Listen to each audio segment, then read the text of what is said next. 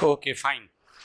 So, in continuation of the Vedic civilization, I have already discussed about in the previous classes regarding what? Early Vedic period, isn't it? Early Vedic period मैं discuss कर चुका था. And early Vedic period, just make a brief review regarding that. Okay. So, a brief review regarding the Vedic period is what? इसके लिए थोड़ा सा back में जाता हूँ, थोड़ा सा रिव्यू करना चाहूँगा मैं. और जो significant point regarding this one, what is important as usual, जो एक ट्रेडिशन है, एक ट्रेंड है, according to the trend, according to the views like that to, what is your query. First thing is what is your query. और if you could reply about the query, अगर आप query पूछते हो तो मैं उसका जवाब ले लूँ, then I will go for the basic review, conceptual review that, चूँकि बीच में आप लोगों ने तैयारी की होगी या पढ़ी हुई, पढ़ा है या नहीं, रिव्यू किया होगा, कुछ क्वेरी मिली होगी, कुछ नई चीज़ें होंगी, कुछ डिफ़िकल्टी भी होंगी. तो I wanted to know about that, then I will proceed further. उसके बाद ही मैं प्रोसीड करूँगा जब तक से आपके डाउट्स या क्वेरीज क्लियर नहीं हो पाते. ओके. तो सबसे बेसिक चीज़ आप बताओ, जो टॉपिक मैंने पूछा है, कहा है आपसे वेदा. ओके. वेद का मतलब क्या होता है? कहीं और थे क्या? क्लास में हो या क्लास के बाहर हो? तो थोड़ा सा बाहर से अंदर ले आओ. वेद का मतलब मीनिंग नॉलेज है ना. एनीथिंग, कोई क्वेरी है?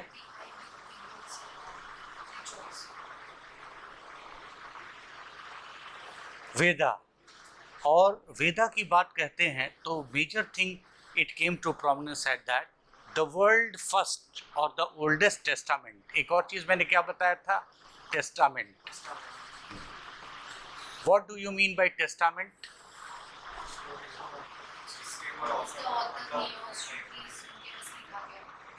Fine. Okay. Another thing regarding the Veda is what? What is the theme of Veda? अगर सवाल आपसे पूछे, what is the theme of Veda, what should be the answer?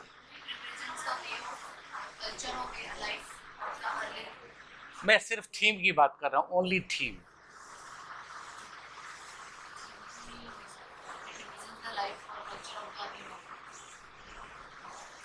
वेदा का मेन थीम क्या है?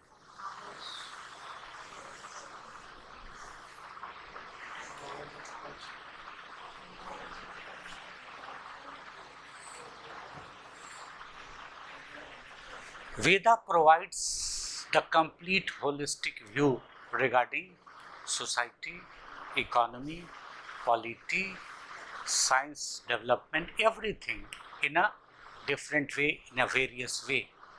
So, in all the Vedas, the different aspect has been given over there. That is why music की भी बात करता है, medical treatment की भी बात करता है, society की भी बात करता है, rituals की भी बात करता है. Every representation has given by what? Veda itself. And not only the Veda, the every testament of the world, चाहे कुरान हो, चाहे एंजिल हो, चाहे ज़बूर हो, तौरेत हो, या फिर बाइबल को दो भाग है, ओल्ड टेस्टामेंट और न्यू टेस्टामेंट है. न्यू टेस्टामेंट में प्रैग्मेटिक विचार है, रिफॉर्मेट आइडिया है, ये सारी चीज़ें उसमें दी गई. तो this ideas you should have to keep in your mind. अगर एक ऐसी टेक्स्ट है, एक ऐसी पुस्तक है जिसमें इन सारी चीज़ों का कथन या वर्णन या डिस्क्रिप्शन मिलता है, आप समझते हैं how precious this one is.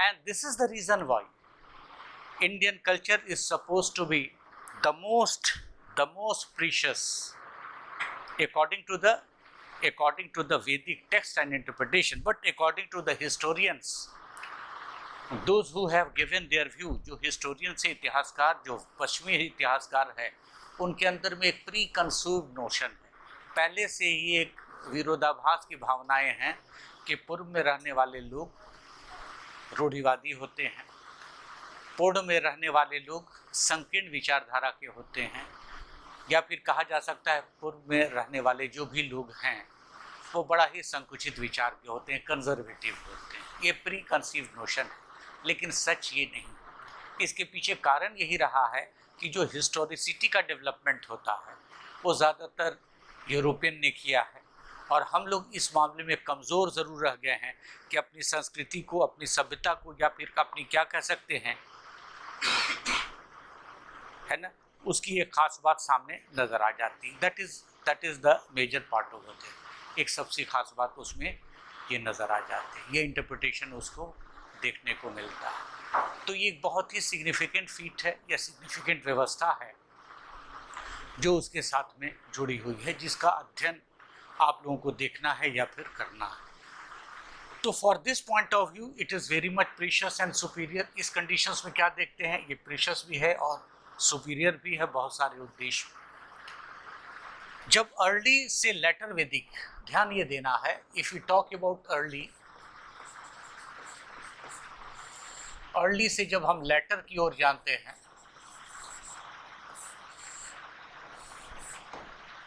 जब अर्ली से हम लेटर वैदिक ओर की जाते हैं तो सबसे बड़ी चीज़ क्या नज़र आती है, एक डेवलपमेंट का प्रोसेस है।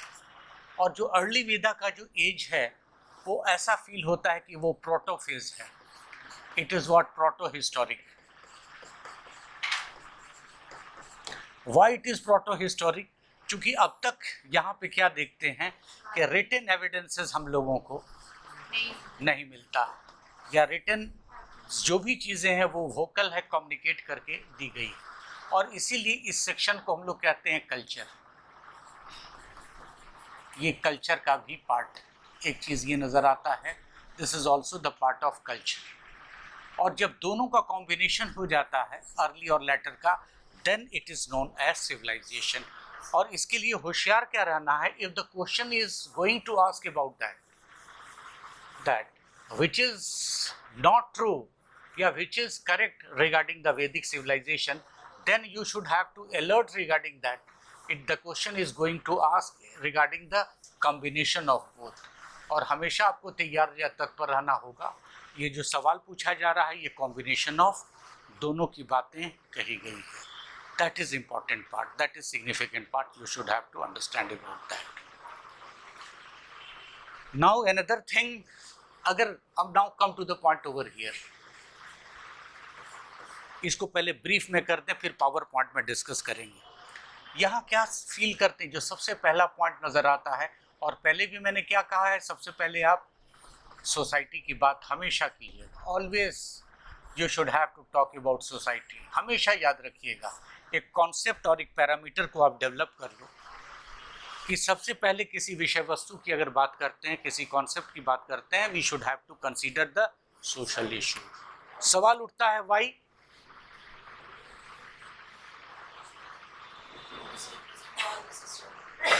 सवाल उठता है why it is important, why it is necessary.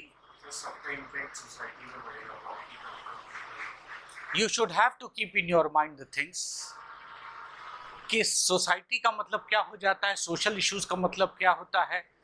You are going to talk about the communities, यानी हर एक राज्य, हर एक राष्ट्र, सभी व्यवस्था मानव के लिए ही संरचित की गई है, या फिर कह सकते हैं उसके लिए कंस्ट्रक्ट की गई है। जो प्राइम कंसर्न है पूरे के पूरे सिस्टम का, उसमें सबसे बड़ा आधार या बेस क्या होता है, सोशल सिस्टम या सोसाइटी होती है। और ये सोसाइटी की जब भी आप बात करोगे तो सोसाइटी का प्रोग्रेस अगर हम देखते हैं, ये चीज़ की शुरुआत अगर कहें हम, अगर वैदिक पीरियड की बात से करते हम लोग हैं, 1500 BC की बात करते हैं, तो 1500 BC से लेकर के अभी क्या है पीरियड, 2021 AD है या नहीं है, या नहीं है ना। अभी तक स्थिति सोशल कंडीशंस में परिवर्तन नहीं हुआ है। अभी भी फोकल पॉइंट या मेजर थीम क्या है, सोशल सिस्टम। और इसी सोशल सिस्टम के कारण ही अब सवाल पूछते हैं क्या कारण है कि हम लोग सोशल सिस्टम की बार बार बात करते हैं वैदिक काल से लेकर प्रेजेंट सिचुएशन और कंडीशंस में। जवाब क्या होगा कि अभी भी वही चीज़ है। अब क्या किया गया है, इस सोशल सिस्टम को रेगुलेट करने के लिए एक व्यवस्था बनी है, इट इज कॉल्ड पॉलिटी। ये पूरी की पूरी जो सिस्टम व्यवस्थित की गई है वो क्या है, इंडियन पॉलिटी से। टर्म क्या है, पॉलिटी। अगर जब सिलेबस यूपीएससी का देखोगे पीटी का, तो सिलेबस में लिखा है पॉलिटी एंड गवर्नेंस। बच्चे आप लोग अभी भी स्ट्रिक्ट नहीं हो डिसिप्लिन पे, कि जब भी मेरे क्लास हो क्वेश्चन पेपर ज़रूर हो, 10 साल के पीटी के, मेंस के क्वेश्चन जीएस के ज़रूर हो, सिलेबस आपके पास ज़रूर हो। आप देखो उसमें क्या लिखा है, पॉलिटी एंड गवर्नेंस। ओके। और जब पॉलिटी की बात करते हैं तो पॉलिटी का इंटरप्रिटेशन बहुत तरीके से होता है, लेकिन आप जिस चीज़ पे ध्यान दोगे, पॉलिटी का मतलब, पॉलिटी के कंडीशंस की अगर आप बात करेंगे, you should have to concentrate on 2-3 basics line over there. If you talk about polity, और मैं कह सकूं आपको बहुत सरल भाषा में या सहज भाषा में, तो ये कंप्लीट इंडियन सिस्टम को हम डिफाइन कर सकते हैं इस 4 शब्दों में, ओनली 4 वर्ड्स। पूरा पॉलिटी समाप्त हो जाएगा, उसके आगे आपको जाना नहीं होगा। सबसे पहली चीज़ क्या है, पॉपुलेशन, जिसको हम लोग सिटीजन भी कहते हैं कि नहीं कहते हैं। दूसरी चीज़ क्या है, कंट्री की आपकी है, टेरिटोरी है या फिर बाउंड्री, या फिर क्या है, बाउंड्री है ना।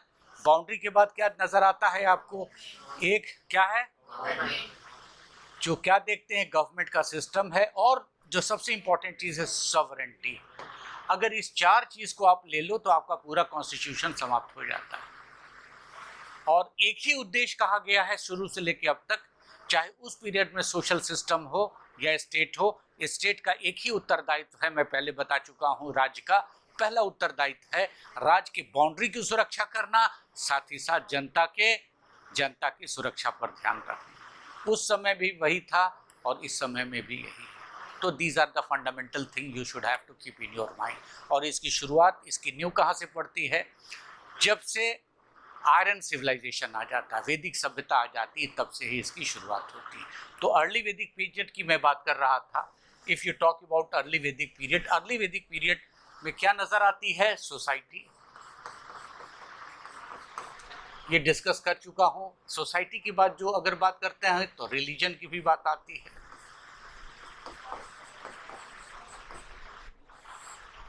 उसके बाद क्या देखेंगे, पॉलिटी की बात आती है। फिर क्या देखते हैं, इकोनॉमी की बात आती है।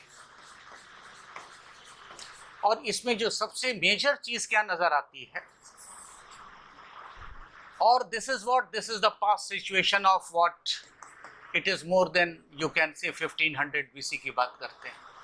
और अगर अभी भी बात करते हैं, हम पॉलिटी की बात करते हैं, सेम पैराफर्नेलिया, रिलीजन की बात करते हैं, या फिर हम क्या देखते हैं, सोसाइटी की, पॉलिटी की, और इधर क्या देखते हैं, इकोनॉमी की। किसी को भी हम लोग इंडिपेंडेंट आइडेंटिटी के आधार पर, उस समय में भी इंटरवोवेन था, या कह सकते हैं इंटरडिसिप्लिनरी था, या इंटरलिंक था, वर्तमान समय में भी इंटरलिंक्ड।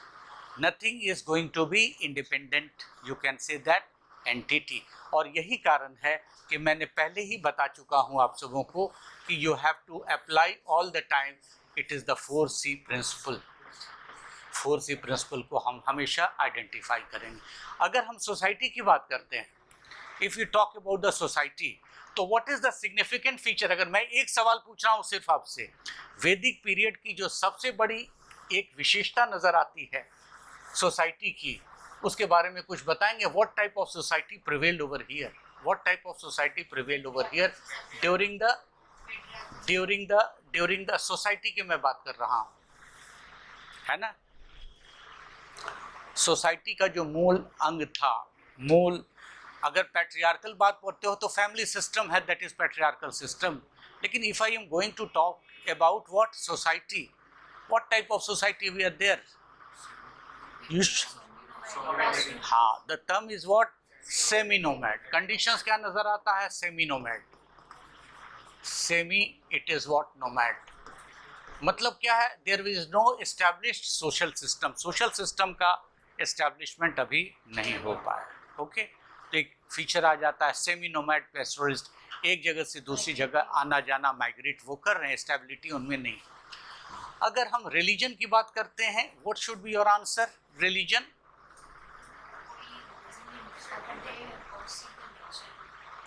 एक शब्द देखो, दो तीन चीजों को ध्यान रखो, हर एक चीज का मूट एक पॉइंट अगर याद रखोगे, you can elaborate the whole thing and you should have to keep in your mind the hairline difference.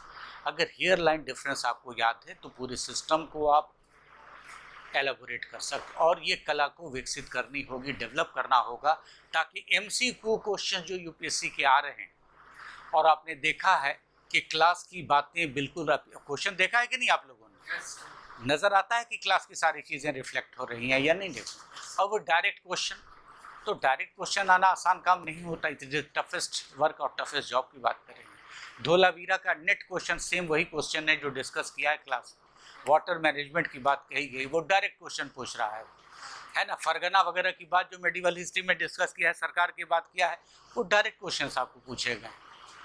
तो इतने कम दिनों में, 2-2.5 महीने में पढ़ने में आपको 20-25% क्वेश्चंस मिल जाते हैं। इवन पॉलिटी के भी अमित के बताए हुए क्वेश्चन या फिर उज्ज्वल सर के बताए हुए क्वेश्चन सामने रिफ्लेक्ट हो रहे हैं। तो आप इमेजिन करो कि हाउ इट इज़ ईजी। मैं बार बार कहता हूँ कि ईजी है, ईजी के पीछे कारण क्या है वो तरीके को समझना पड़ेगा। तो अब सवाल उठता है, what type of religion we are there, मैं डिस्कस कर चुका हूँ, व्हाट इज़ दैट रिलीजन। इसका मतलब है कि कॉपी उलट करके आप लोग मेरे एब्सेंस में कदापि नहीं देखा। नेचर वर्शिप के पहले भी मैं बताया हूँ। आई हैव देखो, यूपीएससी का टर्म है, वही सब सवाल यूपीएससी पूछता है। द टर्म इज पॉलीथेइज्म, है या नहीं है? टर्म क्या पूछेगा? पॉलीथेइज्म। पॉलीथेइज्म का मतलब क्या हुआ? There are multiplicity of god and goddesses. This is what polytheism. One thing you should have to keep in your, what is theism का मतलब? Believe in God. It is polytheism. Numerous god and goddesses were there, and mainly the god and goddesses normally used to reside. If you talk about this one, is what? Mainly god and goddesses used to reside over what? Three things are there. One is, देखते क्या है? Celestial.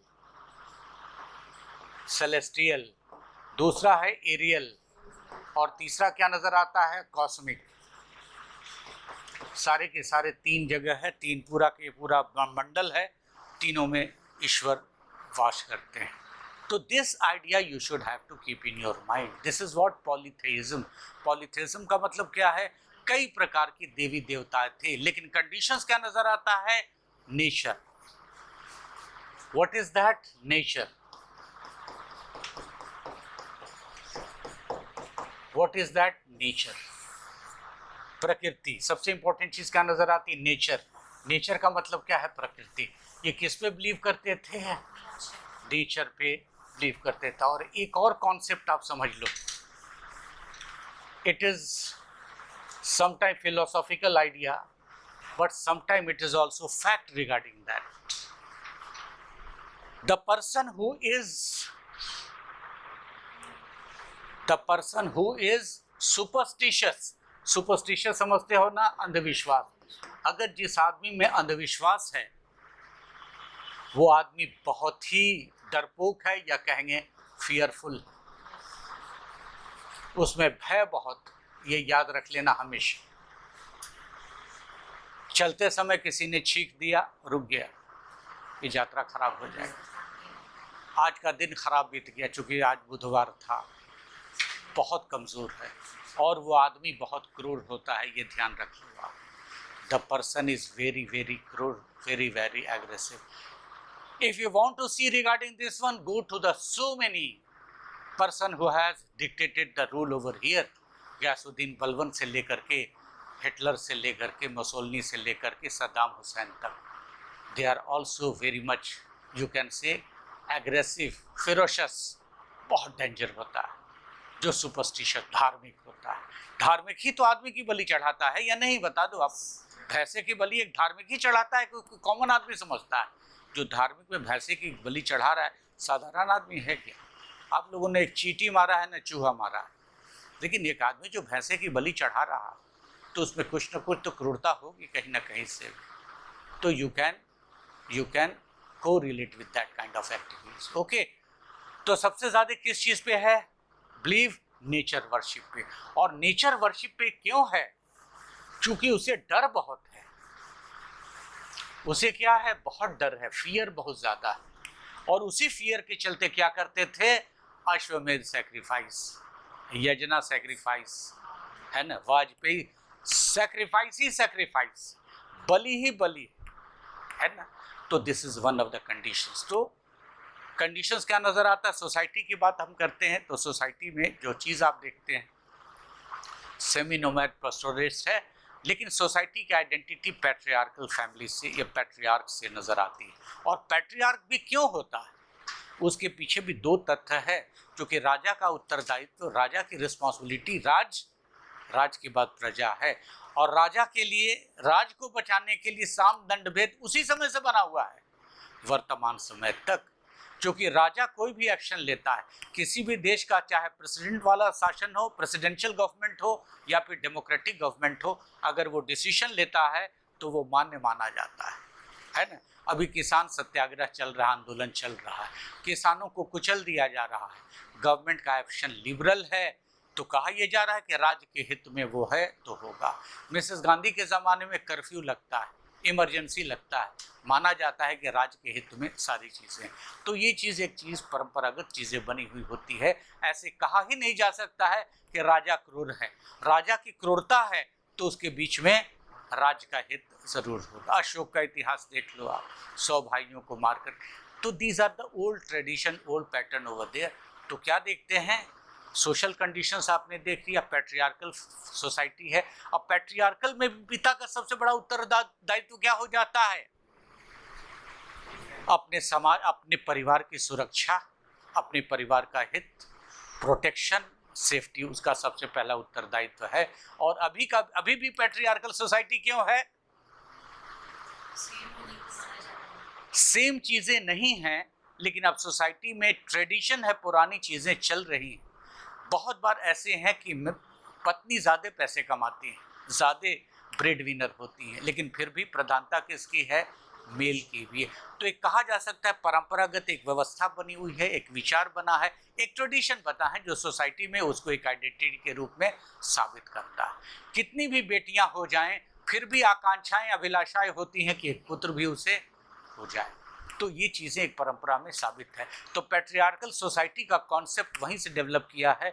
और अब तक society patriarchal Bharat के संदर्भ में है, लेकिन वेस्टर्न कंट्री में वेरिएबल है, लेकिन वहाँ भी प्रधानता है लेकिन वेरिएबल है। कंडीशंस वहाँ का सिचुएशन अलग है और संस्कृति भी अलग है, या फिर उनका जो ग्रूमिंग हुआ है वो भी अलग हुआ है। Is it clear?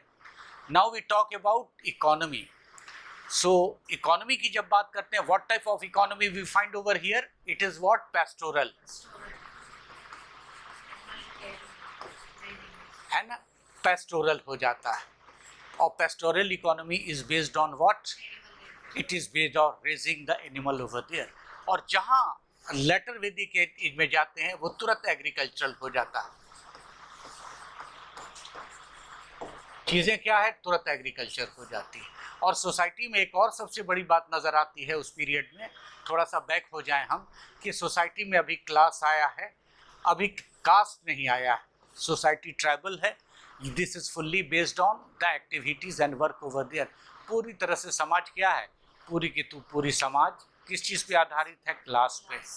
Working class अलग है, वेरियर क्लास अलग है ना, प्रीस्टली क्लास अलग है, और फिर कह सकते हैं कि जो स्किल वर्कर हैं वो अलग अलग है। तो पहली चीज़ क्या आ जाती है? पहले सोसाइटी में क्लास आती है, तब कास्ट आती है। और अगर क्लास के रेफरेंस की बात करते हैं तो क्या देखते हैं? प्री हिस्टोरिक एज में भी हम लोगों को क्या मिलता है? क्लास मिलता है। पैलियोलिथिक एज में भी क्लास मिलता है, मेसोलिथिक, नियोलिथिक। उसका सबसे बड़ा प्रमाण कहाँ से मिल जाता है? हिस्टोरिकल आर्कियोलॉजिकल एविडेंसेस बैरियल से मिलता है। बैरियल मतलब डेड बॉडी को जो दफन किया जा रहा है, एंड अमीर लोग अगर हैं तो उसके सर सामान ज़्यादा हैं, अगर हाँ गरीब हैं तो कम आर्टिकल्स है। तो डिवीजन इज यू कैन से इसके ऊपर बेस्ड है। तो this core concept you should have to keep in your mind. इसके साथ पेस्टोरल देख लिया आपने, रिलीजियस देख लिया आपने, और जब इकोनॉमी की बात करते हो, इकोनॉमी का बेस क्या नज़र आता है? पेस्टोरल जो है कि नहीं, इकोनॉमी जो है पेस्टोरल नज़र आती है। पेस्टोरल इकोनॉमी के कारण agriculture was the main economic stay.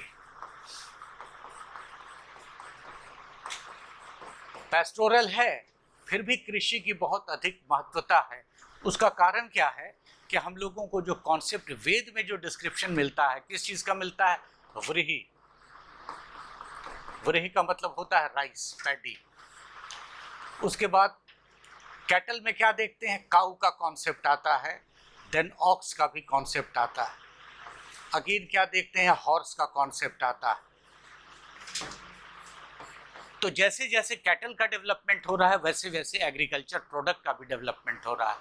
कृषि में चावल, व्रीहि का सबसे पहली बार जो बृहत रूप में उपयोग होता है वो अर्ली वैदिक पीरियड में ही होता है। जानवरों में घोड़े का उपयोग हो रहा है, अर्ली वैदिक। थोड़ा सा डिस्क्रिप्शन है इंडस में, लेकिन it is not a you can से स्ट्रॉन्ग एविडेंस, लेकिन इस पीरियड में नज़र आता है। Y horse? बिकॉज पावर है। वैदिक पीपल जो आए थे, माइग्रेट किए, तो पावर था उनके पास, एक कैपेसिटी थी। तो नेचुरल है कि हॉर्स होगा तो हॉर्स ग्राम होगा, क्योंकि उसके खाने का भोजन है। चना का डिस्क्रिप्शन आपके सिंधु घाटी सभ्यता में नगन के बराबर है या फिर नहीं मिल पाता। Another significant part regarding that, horse की बात करते हैं, ग्राम है। फिर बार्ली तो है ही इस पीरियड में भी। This is the description we find from the Veda. Veda से ही ये वर्णन मिलता है। वेद में सबसे ज़्यादा जो डिस्क्रिप्शन मिलता है वो काऊ का मिलता है, गो का मिलता है, जिसमें गोगन कहा गया है, गोदुली कहा गया है, गौहित्री कहा गया है। सारी चीज़ें गो से आ रही हैं। तो सबसे ज़्यादा प्रधानता नज़र आ रही, उस काल में भी थी, इस काल में भी नज़र आता है। डिस्क्रिप्शन सबसे ज़्यादा देखने को मिलता है। कुल मिला के ये चीज़ें कहा जा सकता है कि जो भी चीज़ों का डिस्क्रिप्शन हम देखते हैं अर्ली वैदिक पीरियड में, जो कि एक फॉर्मेटिव है, फॉर्मेटिव का मतलब एवोल्यूशनरी फेज है, ये सारी चीज़ें देखने को मिलती है किस पीरियड में? अर्ली वैदिक पीरियड। अगर अर्ली वैदिक पीरियड में हम सोसाइटी भी जान जाते हैं, इकोनॉमी भी जान जाते हैं, पॉलिटी की अगर बात करते हैं तो पॉलिटिकल पहली बार जी हाँ, हॉर्स ग्राम, जिसको हम लोग ब्लैक ग्राम भी करते हैं हम लोग, चना।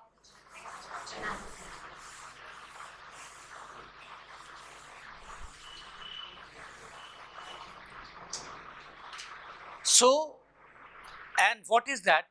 We find the society is looking egalitarian. हालांकि ये टर्म बार में आया है, ऐसा लगता है कि सब लोग बराबर नजर आ रहे हैं, और बराबर नजर आने में स्टेटस मेल का हो या फिर फीमेल का हो, समान सभी नजर आता है। जिसमें क्या देखते हैं? सभा का वर्णन मिलता है, समिति का वर्णन मिलता है, और विधत है।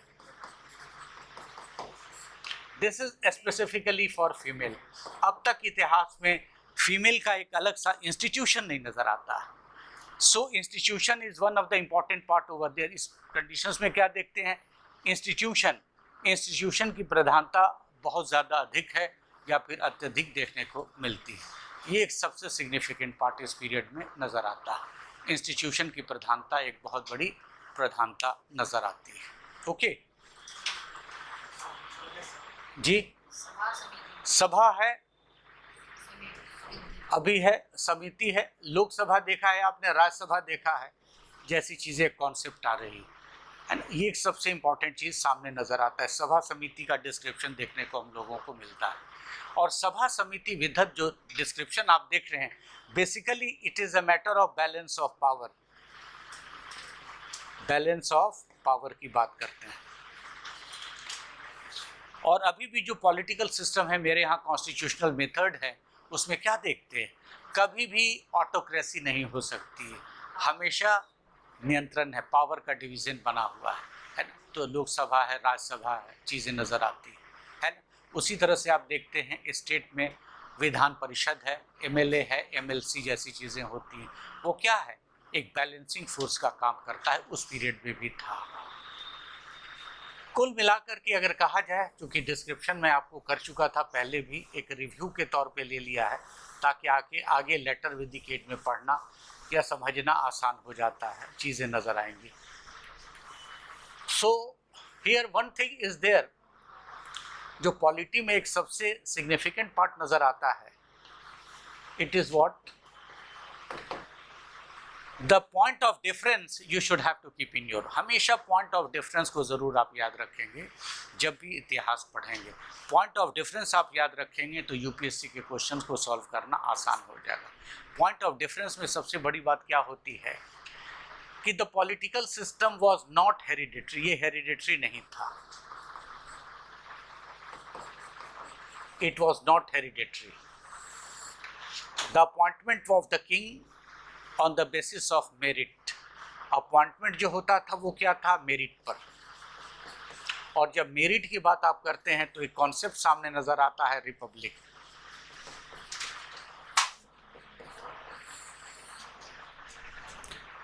इंडिया क्या है, India is a sovereign socialist democratic republic, है ना। रिपब्लिक का मतलब क्या है, head of the government should be a meritorious person. Meritorious person का मतलब elected. Why it is elected, because there is democracy, है ना। तो उस पीरियड में भी ये चीज़ था। और इसके पीछे बस एक ही कारण है कि सोसाइटी क्या थी, ट्राइबल थी। और आगे जब जाते हैं तो ठीक इसका उल्टा हो जाता है, वो पूरी तरह से क्या हो जाता है, हेरिडिटरी। कंडीशंस क्या है कि चेक एंड कंट्रोल सिस्टम खत्म हो जाता है and the king became the very very powerful person over there. So this significant thing you should have to keep in your. Okay, तो अब तक अगर सवाल पूछा जाए, अब तक पूरे के पूरे इतिहास में, लिसन टू मी केयरफुल्ली, ये सवाल मैं आप लोगों से पूछ रहा हूँ और आप लोगों को 5 पॉइंट बताते हैं बनाने। यानी उस पीरियड से 1500 से लेकर के अभी 2021 के कंडीशंस में अगर कहा जाएगा women condition,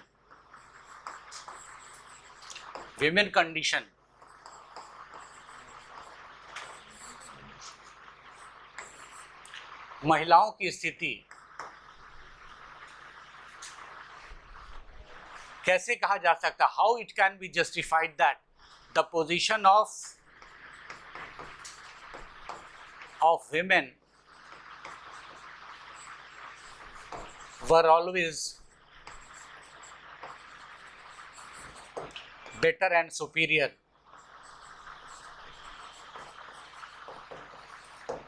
to this time. Give some valid reason. और याद कर लो, आज के बाद you should have to be ready for debate. We will segregate the two teams and both the teams should be given 5 points and you have to make an argument over there, justify over there. Then the rules I will discuss too, because you people are not answering me in English. अगर English वाले हो, आप लोग English में जवाब नहीं देते हो तो मेरा पढ़ाना व्यर्थ, and I will drop the classes. मैं पब्लिक डोमेन से बोल रहा हूँ, you should have to abide by. जो हिंदी वाले हो ठीक है, हिंदी में जवाब दो, हमें कोई समस्या नहीं, लेकिन जो इंग्लिश वाले हो, जिसको इंग्लिश में पढ़नी है, आप नहीं जवाब दो। अब नहीं दोगे तो क्या इंग्लिश की कोई कोचिंग करेगा क्या, स्पीकिंग कोर्स का? No, not at all, you should have to. So 5 point I wanted regarding this way, how you can justify, note it down the question लिखो, how it can be justified that the position of women were far more superior than the position of the women in these modern days. In these modern days, किस प्रकार आप इस तथ्य की पुष्टि कर सकते हैं कि महिलाओं की स्थिति अर्ली वैदिक एज में अभी की अवस्था स्थिति से कहीं ज़्यादा बेहतर या कहीं ज़्यादा अच्छी थी, कहीं ज़्यादा बेहतर या कहीं ज़्यादा अच्छी थी।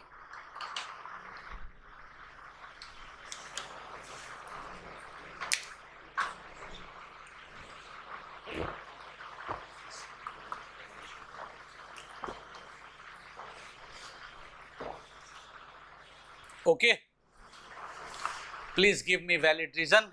If you could manage to study or revise in the absence of me, then it could be. ऐसा नहीं कि एक फैकल्टी आपको पढ़ा के जाता है वो चैप्टर क्लोज, दूसरा शुरू करोगे तो फिर तो स्कूल में और कॉलेज में कोई फर्क रह ही नहीं गया, स्थिति आपकी वहीं से रही. I wanted. Very good, very good, it is okay. सभा समिति अन्वित, very good. Then just a minute, then दो के आगे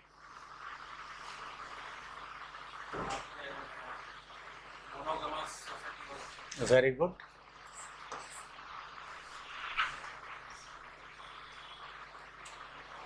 हाँ जी बोलो. इसके आगे ये रिपीट नहीं करो, आगे बोलो.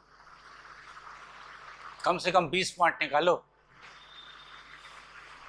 मैं 10-12 बता के गया था, कुछ और आगे बात करो ना. वेरी गुड, देखो आया जवाब. और एक आदमी पहले 2-3 बोलो, उसके बाद फिर बात बनेगी. और बच्चा और आगे चलो आप.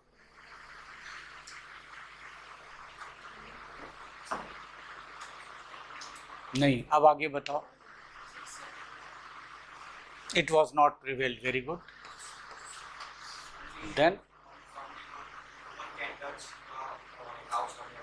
हाँ हाँ क्या चलिए, ये कैसे तुमको याद है यार? ये घबराने की, हंसने की बात तो नहीं, उसका ध्यान उधर है. हर आदमी का माइंड सेट अलग अलग होता है. Anyway it is a good part of it. आगे एक मिनट हो गया. यू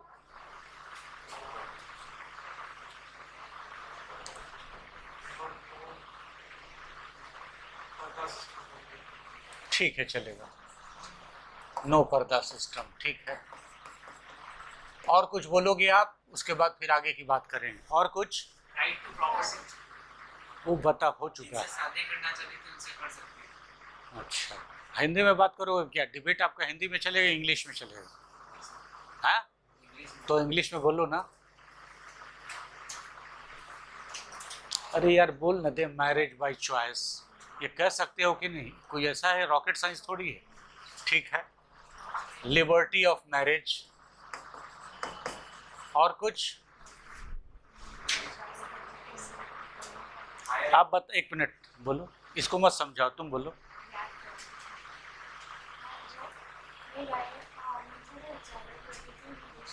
हाँ ठीक है, मंत्र का उच्चारण करती थी. ठीक पॉइंट है, मंत्र हो चुका है वो. उधर भी ध्यान दो. हाँ वो हो चुका है, ध्यान दो इन लोगों का भी. हाँ जी आगे चलो. अब बंद कर लो यार, हो चुका है. हाँ जी अब आओ. तो और बोलो ना जी. महिलाओं के बिना ये हाँ ये में पार्टिसिपेशन आया पॉइंट ना. ठीक है, हो चुका है वो एजुकेशन. और बोलो. हाँ जी आप बताओ. हाँ जी, पढ़ने का मंत्र हो गया तो एजुकेशन की बात आगे बहुत बड़ी बात है. मंत्र नहीं वो नहीं था. नेवर पार्टिसिपेशन नहीं था, वो रिस्ट्रिक्टेड था. उनका काम जो था कि नहीं, जो सबसे मेजर चीज़ क्या थी कि यज्ञ में पार्टिसिपेट की बहुत बड़ी बात होती है. वो तो बता दिया है इन लोगों ने. सम्मान, प्राइड टू, बात आगे बात करो यार, सोचने का काम करो आप जी. सब कभी हो ही नहीं सकता ना. बस वक्त बहुत एग्जामिनेशन में एक ही बार मिलेगा, हमेशा याद रखना. और यही वजह है कि आप लोग वीडियो को नहीं देख रहे हो, ना कमेंट कर रहे हो. मैंने टाइम की बात कही थी, मैंने एक्यूरेसी की बात कही थी, मैंने स्पीड की बात कही थी. तो वक्त निकालो और समझने की कोशिश करो. हाँ जी बोलो आगे सवाल. जब तक से नहीं पढ़ोगे जवाब नहीं आएगा. आप जी अभी भी बहुत कुछ बचा हुआ है.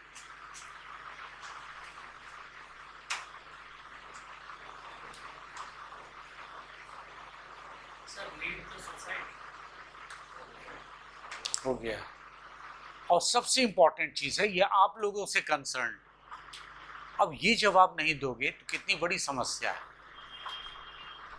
पहले भी सुनो, पहले भी मैरिज का एक एज फिक्स था और इस बार में भी फिक्स है। क्यों फिक्स है जी? क्यों फिक्स है? Why it is fixed? तो एडोलसेंट एज क्या था उस पीरियड में? था ना। और अभी 18-21 कर दिया गया, यहाँ तक कि पॉलिटिकल राइट्स भी मिल गया है वोट कास्टिंग का। तो ये सब मेजर पॉइंट आप लोग मिस करोगे तो यार इसका मतलब है कि पढ़ नहीं रहे हो ना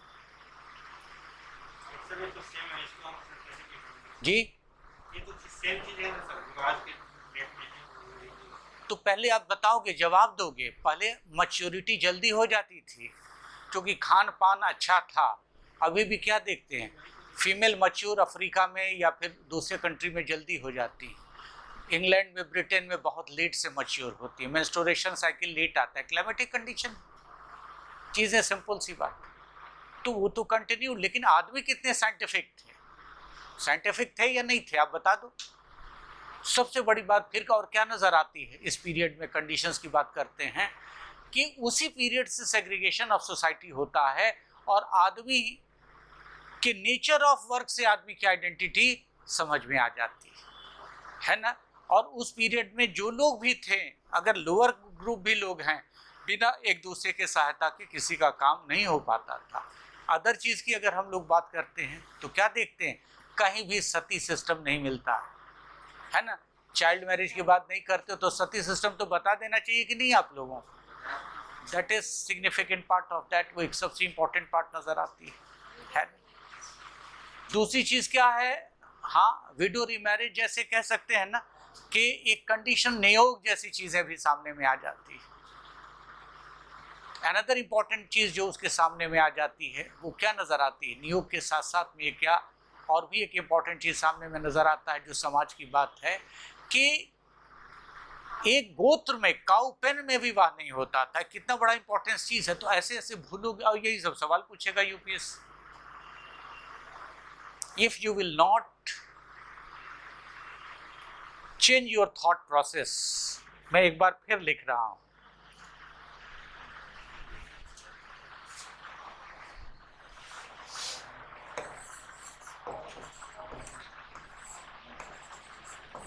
it is impossible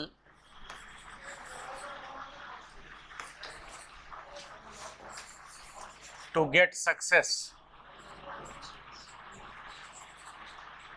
without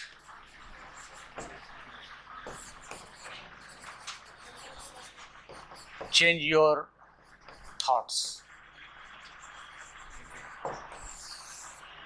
जब तक से आप अपने विचारों को नहीं बदलोगे सफल नहीं हो सकते। आते तो हो यहाँ पे कि आपका विचार है,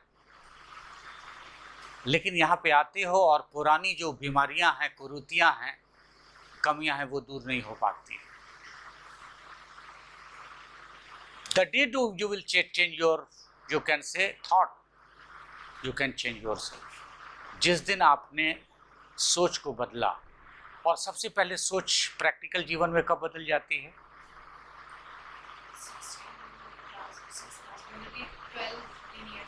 प्रैक्टिकली सबसे पहले थॉट आपका कब बदल जाता है?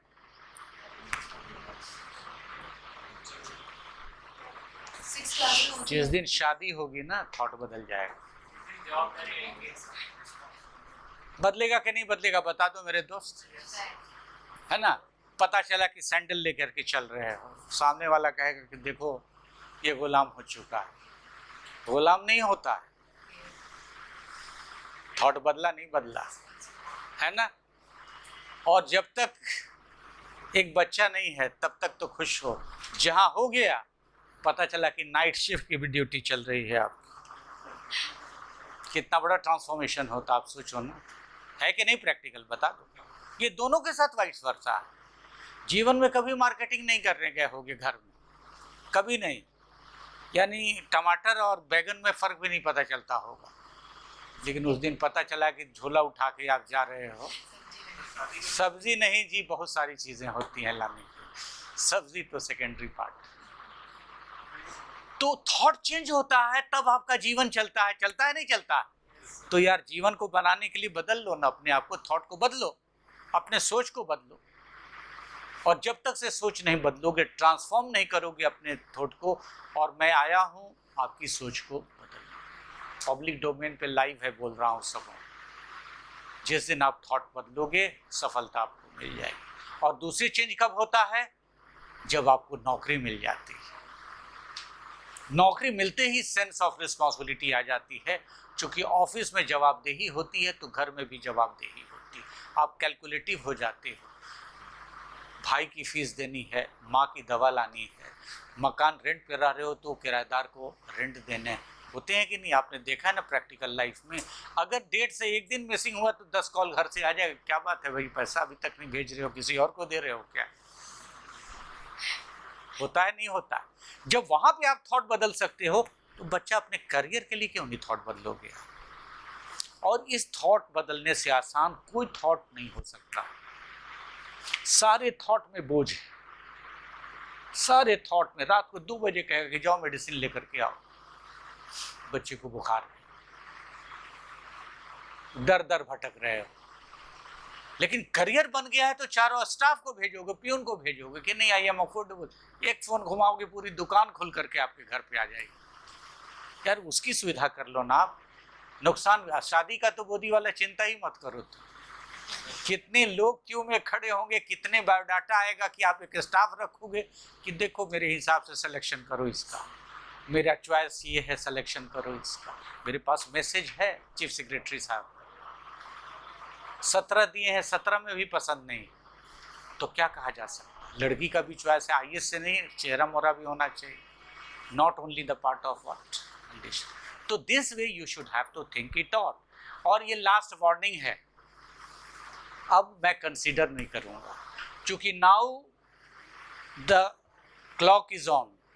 अब जो क्लॉक, घड़ी की सुई है, काउंटडाउन शुरू हो चुका है। पीटी का एग्जामिनेशन के बाद काउंटडाउन शुरू हो चुका है। No consideration. आप पीटी का क्वेश्चन देख चुके हो और ये भी समझ चुके हो कि यहाँ जो लोग भी पढ़ाने आ रहे हैं या पढ़ाएंगे, आप उससे फ़ायदा होगा नहीं होगा, सक्सीड कर सकते हो नहीं कर सकते हो, आप खुद जज कर लो सिंपली। तो इसलिए यहाँ पर कोई एक्सक्यूजेस नहीं चलेगा। खास करके 2021-22 में कौन कौन देने वाले हैं? आप दे रहे हो 22 में? आप नहीं दे रही हो? ये हालत अभी ये है, तो फिर आगे की हालत क्या होगी? आप बच्ची नहीं दे रही हो ना, आप दे रही हो ना? आप जी, तो इसका मतलब रिलैक्स नहीं हो जाओ, ये नोट कर लो आप। तो majority you are going to face this examination. I wanted result, and in lieu of that whatever you want to provide me the services 24/7, I am always available for you. At least alone I can contribute for 65% of your syllabi. आपके 65% syllabi का जिम्मेवार मैं हूँ, और आपको ज़रूरत है 50% की। आपको रैंक मिल जाएगा बहुत आराम से, इसलिए मैंने ये जिम्मेवारी ली। चाहे हिस्ट्री हो, पॉलिटी हो, इंटरनेशनल रिलेशंस हो। मैगजीन आपके पास मिल रहा है, आपके टाइम को बचा दिए हैं। 6 महीने का टाइम को मैंने रिड्यूस कर दिया है due to magazine, because in this magazine I am covering at least 13 source को कवर कर रहा हूँ, जो आपके पास बनी बनाई हुई चीज़ मिल रही है।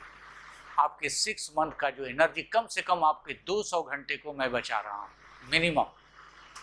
तो आप इमेजिन करो, आपके पास सारी चीज़ें। और जीएस में, जीएस जो पूछा जाएगा उसमें कम से कम 60+ मार्क्स का इस मैगजीन से कंसर्न, 250 में 60 से 70 मार्क्स ये मैगजीन से कंसर्न होगा। करंट अफेयर्स, इंटरनेशनल अफेयर्स ज़रूर होंगे, और वो सबका ख़राब हो जाता है। तो ये सारी चीज़ों को तो मैं कवर, एसे में कवर करूँगा, राइटिंग स्किल में कवर करूँगा। तो मैंने इसीलिए जिम्मेवारी ली है कि more than 65% section I could manage to cover it, then I am satisfied. कि और सब में कम भी करोगे तो कम से कम सक्सेस तो मिलेगा, लेकिन आपका पूरा पेपर बैलेंस होना चाहिए। So note it down, you will have to work hard. Work hard का मतलब है 10 घंटा नहीं, लेकिन डेली 2 घंटे का मतलब 2 घंटा होता है, उसमें कंसीडर नहीं करूँगा। आज मैं मॉर्निंग बैच के लिए मैंने डायरी डिज़ाइन कर दी है, हमें चाहिए वो, क्योंकि आप लोग ऐसे मानने को तैयार ही नहीं। हमें डायरी चाहिए और डायरी सबमिट मिला होना चाहिए कि आपने क्वालिटी टाइम क्या किया, और मैं जो पढ़ा रहा हूँ मैं भी पूछूँगा, MCQ भी पूछूँगा, रिटन भी पूछूँगा, then the result will come up. Class में ही मैं फाइनल करके जाऊँगा कि this thing I have done, and you know don't need to go for any other different kind of books and all. इसकी कोई समस्या ही नहीं, मैं सारी चीज़ें आपको दे रहा हूँ। Why you can bother yourself, आप अपने को बॉदर मत करें। मुश्किल से 2 महीने पढ़ाने में आपके 15-20 क्वेश्चंस मिल जाते हैं, 25 क्वेश्चंस मॉडर्न लेकर के, तो अब इससे ज़्यादा सुविधा क्या हो सकती है, आप बता दो। आप मेंस में भी देख लेना, क्या जी, है ना सही, आपके सामने है सब कुछ, आप अपने कॉपी में लिखा हुआ चीज़ देख लो, है ना। जो पुराने स्टूडेंट है जिसको मेडिवल पढ़ाया था और दिल्ली में मेडिवल नहीं पढ़ा रहे हैं लोग कि बेकार है मेडिवल, देखो 3 क्वेश्चंस मिला कि नहीं, डायरेक्ट क्वेश्चन, तो अब क्या चाहिए आप लोगों को। तो this way you should have to proceed, और ध्यान रखना पड़ेगा। एक बार फिर से रिव्यू कर लो या देख लो, फिर उस पैटर्न पे मैं चलूँगा। तो ऑल टुगेदर कहने का उद्देश्य क्या है कि जब तक से आप अपने में चेंज नहीं लाओगे, अपने थॉट में चेंज नहीं लाओगे, the development is completely impossible. आपको सोचने का मैं हर तरीका बता रहा हूँ, 4C प्रिंसिपल बता दिया, then you can have to develop yourself, आपको उस हिसाब से चलना होगा। Okay, now proceed towards what is that latter Vedic age। मैंने रिव्यू दे दिया, रिव्यू में आप लोगों ने बहुत पुअर परफॉर्म किया है।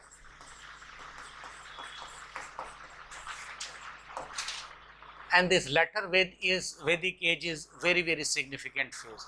ये इसका जो लास्ट फेज है ये बहुत ही सिग्निफिकेंट है, and it is very very dynamic phase. और इस 6th सेंचुरी के फेज में 3 चीजें सामने नजर आती है। You have to pay attention over there। The period of 6th century BC, it means this is the late phase और end phase of latter Vedic age समाप्त हो जाता है। इस समाप्त होने में एक सबसे इंपॉर्टेंट चीज नजर आ जाती है, iron was discovered. Iron was discovered, and another important development has that उपनिषद का डेवलपमेंट हो जाता है। Again, it is a book known as Latter Veda। उपनिषद आ जाता है, जिसके कारण रिटन और मटेरियल दोनों में बहुत बड़ा चेंज होता है। और ये चेंज होने का इम्पैक्ट क्या नजर आता है, वो क्या नजर आता है, पहली बार रिपब्लिक का कॉन्सेप्ट, 2 कंडीशंस आ रहा है, 2 तरह के स्टेट देखने को मिलते हैं। एक स्टेट मिलता है मोनार्की और एक स्टेट मिलता है रिपब्लिक। जो बड़ा राज्य है वो मोनार्की के रूप में नजर आ जाता है, क्योंकि लेटर वैदिक एज में परंपरागत डायनेस्टिक रूल की, डायनेस्टिक का मतलब hereditary, not dynasty, hereditary rule की शुरू हो जाती है। कहीं पे हेरिडेटरी रूल है, अगर बड़ा क्षेत्र है, छोटा है तो रिपब्लिक है, क्योंकि छोटा का मतलब है कि वो ट्राइबल या सेमी ट्राइबल जैसी चीज़ें हों। ये 2 चीज़ की शुरुआत हो जाती है, जिसको कहते हैं जनपद। इट इज़ व्हाट, जनपदा, ये शुरू हो जाता है। और जो तीसरी चीज़ सामने नज़र आती है, what is that, it is religious movement.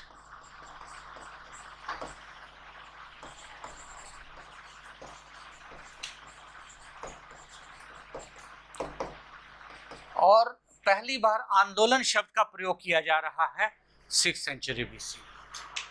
और हमेशा आंदोलन, जब भी शब्द आपके पास आएगा, उसमें एक पॉजिटिविज्म नजर आएगा। ये कॉन्सेप्ट को आप समझ लो, जहाँ भी आंदोलन शब्द होगा वो बहुत व्यवहारिक होगा, वो बहुत जेन्युइन होगा, वो that is always for the betterment of the mass, betterment of society. हमेशा याद रखना, जहाँ भी मन होगा, अभी क्या हो रहा है, किसान का आंदोलन है, कोई जेन्युइन कॉज के लिए हो रहा है, लेकिन जहाँ भी विद्रोह शब्द आएगा वो हमेशा नेगेटिव कॉनोटेशंस, वो क्या है, नेगेटिव कॉनोटेशन। जहाँ भी क्रांति आएगी वो क्या होगा, that is always positive, but A destructive form of positivism, क्रांति। और उसका प्रभाव कब तक पड़ेगा? जब तक दुनिया है तब तक उसका प्रभाव पड़ता ही रहेगा। ओके, तो आंदोलन, आंदोलन का मतलब है सकारात्मक। एक ऐसा आंदोलन आता है जहाँ पर सबसे बड़ी बात है कि सोसाइटी एक समान रूप से आंकी जाती है। Society became what we can say unanimous, और कह सकते हैं हम लोग कि सोसाइटी जो है कि नहीं एक यूनिफॉर्म रूप में आती, कहीं भेदभाव नहीं है। यानी सोसाइटी में जो कास्ट सिस्टम है, सबसे पहले तो क्लास हुआ, लेकिन वैदिक लेटर वैदिक में कास्ट सिस्टम आ जाता है, उसमें कोई भी विभेद या कोई भी अंतर जैसी चीज़ें नहीं आती। So you should have to read this topic 6th century BC in a very very analytical and critical way। और NCERT का कोई पेज पढ़ते हो, कोई भी टॉपिक पढ़ते हो, उसमें मेंशन किया हुआ, उसको बहुत अच्छे से धीरे धीरे पढ़ना। और स्टडी मटेरियल यहाँ का आया है तो वो मिल जाएगा आप लोगों को, है ना। Whatever the things are there in a form of book, it can be avail with that. तो व्हाट इज़ दैट?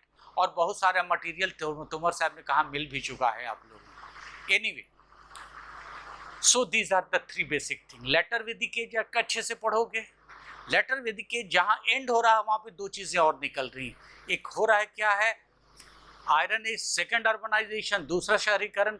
मैं पहला शहरीकरण इंडस वैली सिविलाइजेशन में बता चुका हूँ। और जो तीसरी चीज़ निकल करके आती है, रिलीजियस मूवमेंट नजर आ जाते हैं। These are the 3 instrumental thing you should have to study over here. अगर ये चैप्टर पढ़ लेते हो तो भारतीय समाज का बेस मिल गया, भारतीय समाज की संस्कृति मिल गई, भारतीय समाज के विकास का बेस मिल जाता है, सारी चीज़ें आपके सामने हो जाती। So under this approach you should have to study. हर एक टॉपिक, हर एक सेक्शन, हर एक चैप्टर का अप्रोच बदलता चला जाएगा। इस चीज़ का हम लोगों को ध्यान रखना होगा। जैसे अर्ली वैदिक से जैसे आप लेटर वैदिक एज में स्विच करोगे, उसमें 2 चीज़ें नज़र आनी शुरू हो जाती हैं। क्या देखते हैं कि सोसाइटी में एक बहुत बड़ा परिवर्तन नज़र आ जाता है। जैसे मैंने कहा अभी आगे डिस्क्रिप्शन में कोर कॉन्सेप्ट बता दे रहा हूँ। अगर सोशल सिस्टम की बात नज़र आती है तो क्या देखते हैं कि क्लास के जगह पर कास्ट आ जाता है, ठीक है ना। और अगर इकोनॉमी की बात करते हैं तो क्या देखते हैं, पेस्टोरल की जगह पे एग्रीकल्चर इकोनॉमी हो जाती है, हाँ, है ना। एग्रीकल्चर, एग्रेरियन इकोनॉमी हो जाती है ना। अब पॉलिटिकल सिस्टम जहाँ पर क्या देखते हैं, जहाँ पर मेरिट पे सिलेक्शन हो रहा है, अब क्या हो जाता है, हेरिडिटी।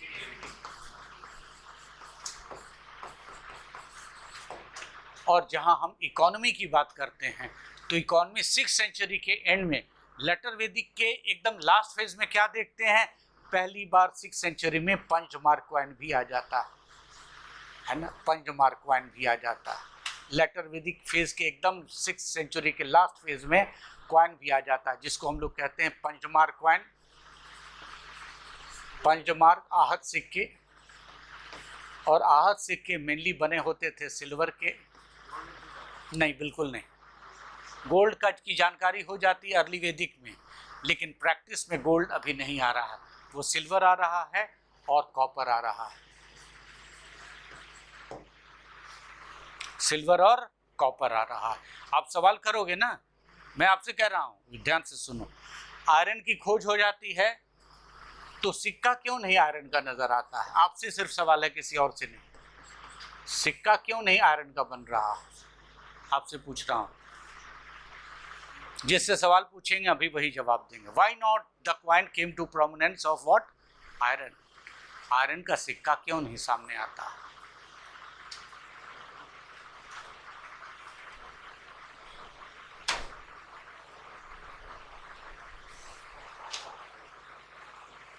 नहीं idea.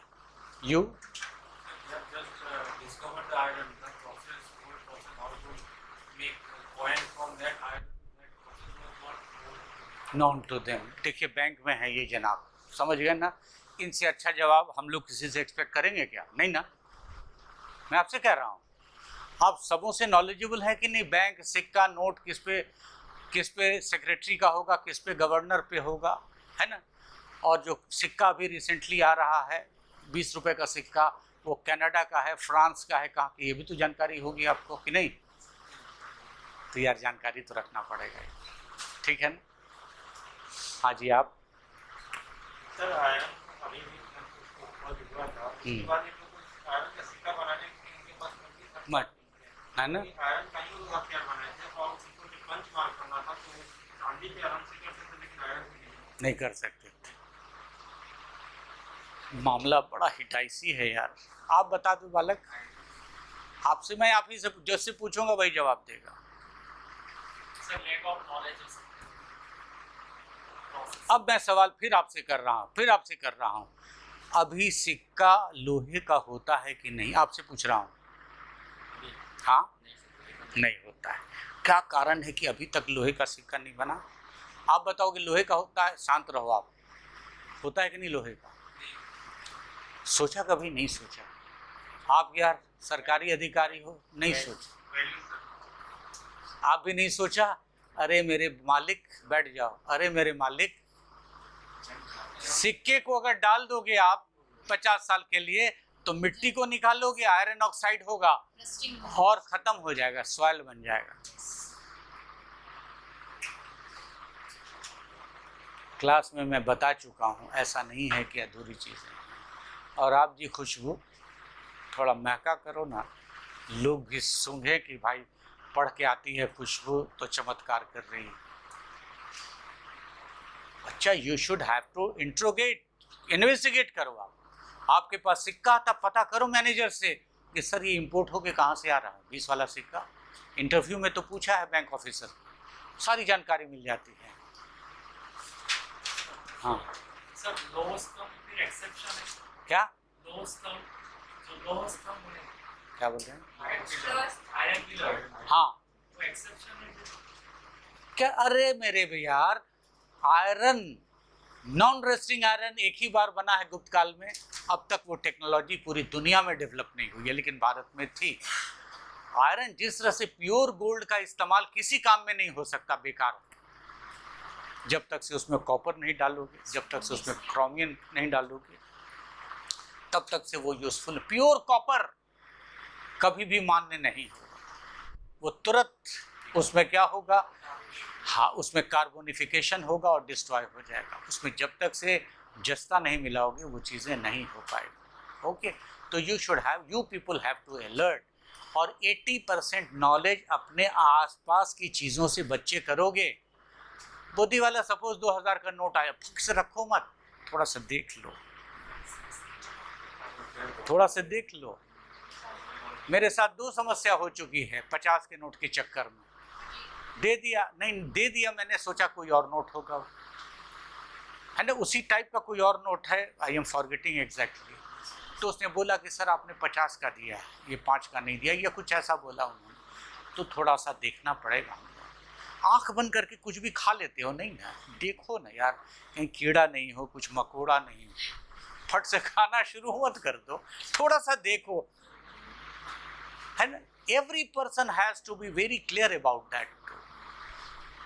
If you are purchasing the ticket, please look behind that too, कि ये वैल्यू उसका है, रिटर्न हो सकता है कि नहीं, ये हो सकता है, यार देखो ना, थोड़ा सा तो कम से कम। मैंने क्या कहा है, you should have, the day you are going to be inquisitive, the first step of success is going to happen.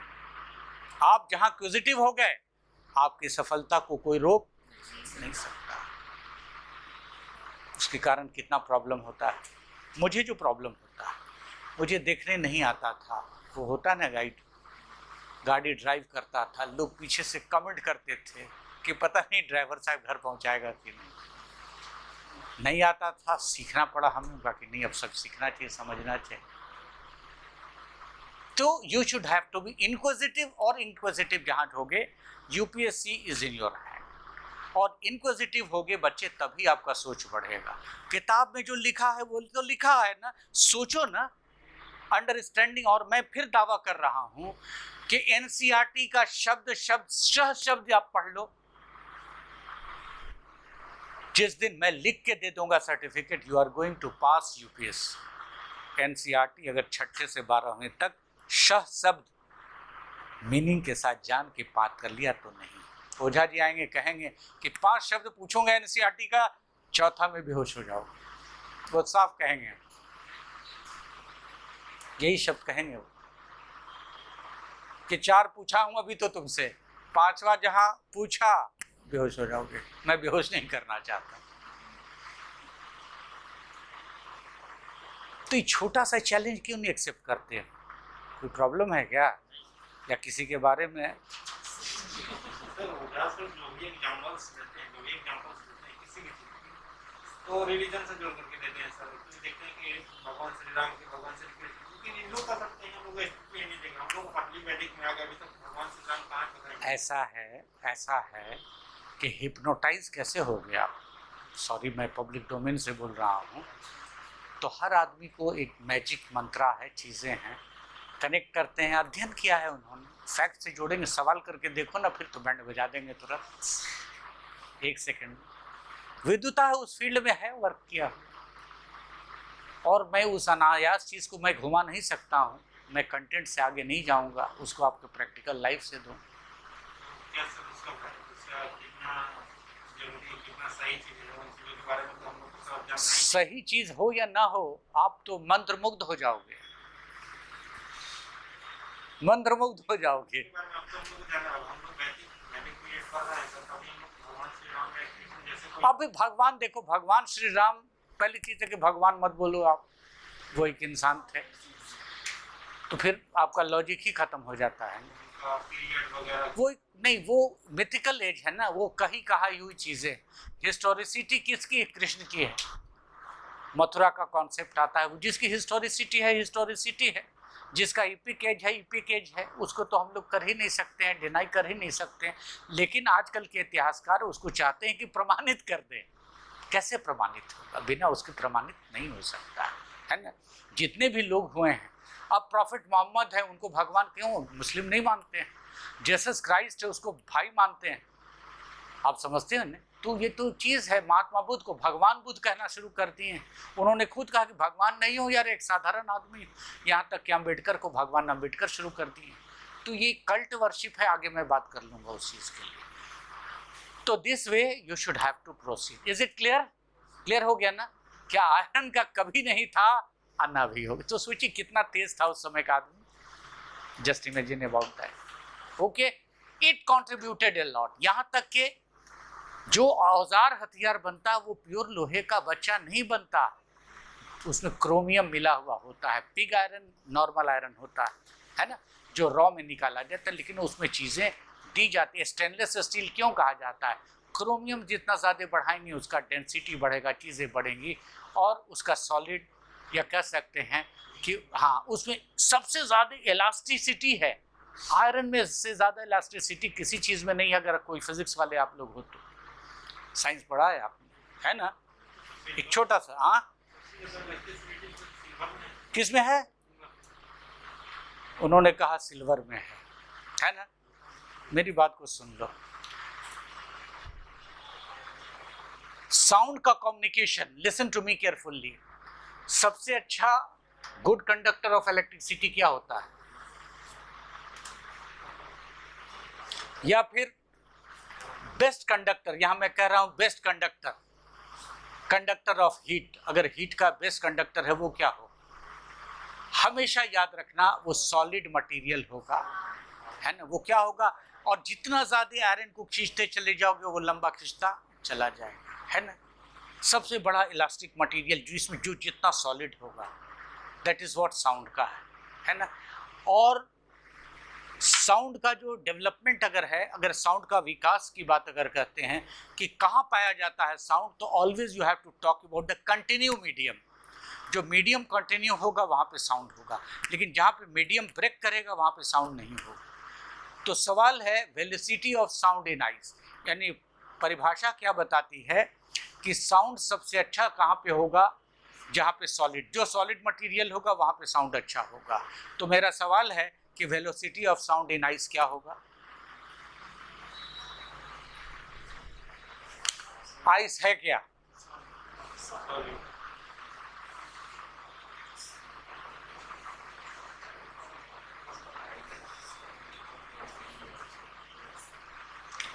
Ice का एक ड्रॉपलेट लो, यहाँ पे आप आइस रखोगे वो तुरंत मेल्ट हो जाएगा, उसमें मीडियम ब्रेक हो जाता है आइस। इसीलिए कोल्ड स्टोरेज में अगल बगल की आवाज़ सुनाई नहीं देती, velocity of sound in ice बराबर 0 होता है। तो ये सब तो कुछ बेसिक चीज़ों को आपको कॉमन आदमी कॉमन अंडरस्टैंडिंग की चीज़ है, उसको तो आपको याद रखना पड़ेगा, है ना। साउंड के लिए हमेशा कंटिन्यू मीडियम चाहिए, और इन सारी चीज़ों की खोज सिंधु घाटी की सभ्यता में बहुत बड़े पैमाने पर हो चुकी थी। अभी ऑप्टिकल फाइबर आ गया है, उसकी टेक्नोलॉजी अलग है, साइंस एंड टेक में उसको भी डिस्कस कर दिया जाता है। एनीवे, तो वाई इट इज़ इम्पॉर्टेंट, आपको अप्रोच क्या रखना पड़ेगा लेटर वैदिक एज का। जैसे लेटर वैदिक एज की समाप्ति हो रही है, you can find that there are 2 more development has taken place over there. 2 चीज़ और फिर से डेवलप होकर के सामने नजर आ जाती है। The period of what, the period of 6th century BC. This is what the second urbanization. The second thing is what Buddhism and Jainism came to prominence, and the third thing is that it is what rise of जनपद की बात सामने नजर आ जाती है। Okay, and the takeoff of the history started. Why takeoff of the history started? Because the beginning of the historic period came to prominence over here. ऐतिहासिक काल की शुरुआत हो जाती है। क्यों? आर्कोलॉजिकल सोर्स भी है, साथ ही साथ क्या ओके। तो this approach you should have to, हर एक टॉपिक, हर एक चैप्टर जब भी खोलो आप, तो उसका अप्रोच बदलेगा। फिर मैं सवाल करूं आपसे, नाम क्या है आपका? पार्थ। पार्थ में करूं क्यों अप्रोच बदलेगा? जवाब क्या होगा? Why the approach to the latter वैदिक एज शुड चेंज? व्हाई? ये तीनों जवाब दोगे आप, मैंने बता चुका हूं। Why? Because we find archaeological as well as written material. Because by this time the hereditary kingship started. By this time the concept of iron came to prominence, and the description of iron is written in Veda, जिसको कहा जाता है श्याम अयस्क और कृष्ण अयस्क के नाम से वेद में वर्णन आया।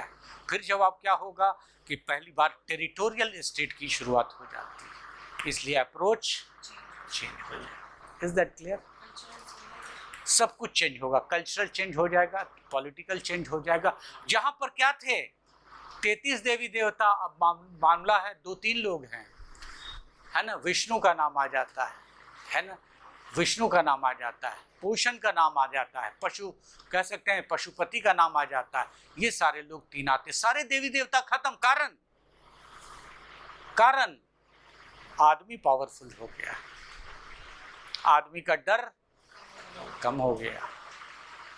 डर बहुत था उस पीरियड में, तो डर था तो रूढ़िवादी भी था बलि। अब आदमी पावरफुल हो गया, वो कहता है कि नहीं, I am the powerful over there. और पावरफुल इसलिए हम हुए हैं कि परंपरा से हम रिचुअल कर रहे हैं, है ना। डर कम हुआ है, लेकिन रूढ़िवादिता बढ़ गई है, वो उसको और भी ज्यादा कमजोर बना देती है।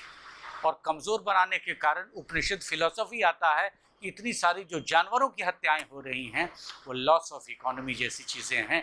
इसी के रिएक्शन में क्षत्रिय रिएक्शन, वो क्षत्रियों का रिएक्शन है, जिसमें क्या देखते हैं, बुद्धिज्म जैनिज्म की शुरुआत होती है। तो आप इमेजिन करो कि बुद्धिज्म जैनिज्म जो रिलीजियस मूवमेंट की शुरुआत, एक यूनिक चीज़ इतिहास में मिलता है, किसने किया? क्षत्रिय ने किया, न कि ब्राह्मणों ने किया। क्योंकि क्षत्रियों को ज्ञान होता है प्रैक्टिकल नॉलेज, और प्रैक्टिकल नॉलेज में वो फील करते हैं कि सबसे बड़ा वेल्थ जो है कि नहीं, वो क्या है? पशु है। और समाज में जो कहा जा सकता है सेपरेशन है, समाज में जो विभेद है, समाज में जो सेग्रीगेशन है, उसका सबसे बड़ा कारण है जाति प्रथा। तो जाति प्रथा को उसने हटा दिया और कहा कि ईश्वर विश्वर होता नहीं, तो चीज़ें बदल गई। जहाँ कहा कि ईश्वर नहीं है, तो चीज़ें बदल गई हैं। उसका मतलब है कि आदमी सबसे महान, आदमी का चरित्र सबसे महान है, आदमी का गुण सबसे महान है। इसकी फिलॉसफी शुरू हो जाती है आत्मा और ब्रह्म से। इसलिए अप्रोच बदलेगा। और मेरे लेक्चर के बाद कल आप लोग, यानी इस लेक्चर को, लेटर वैदिक एज को बहुत अच्छे से तसल्ली से ठीक 2 घंटा समय देख करके पढ़ना, समझना, उसके वर्ड मीनिंग को भी लिखना। ओके, अब मैं आ रहा हूँ टॉपिक पे।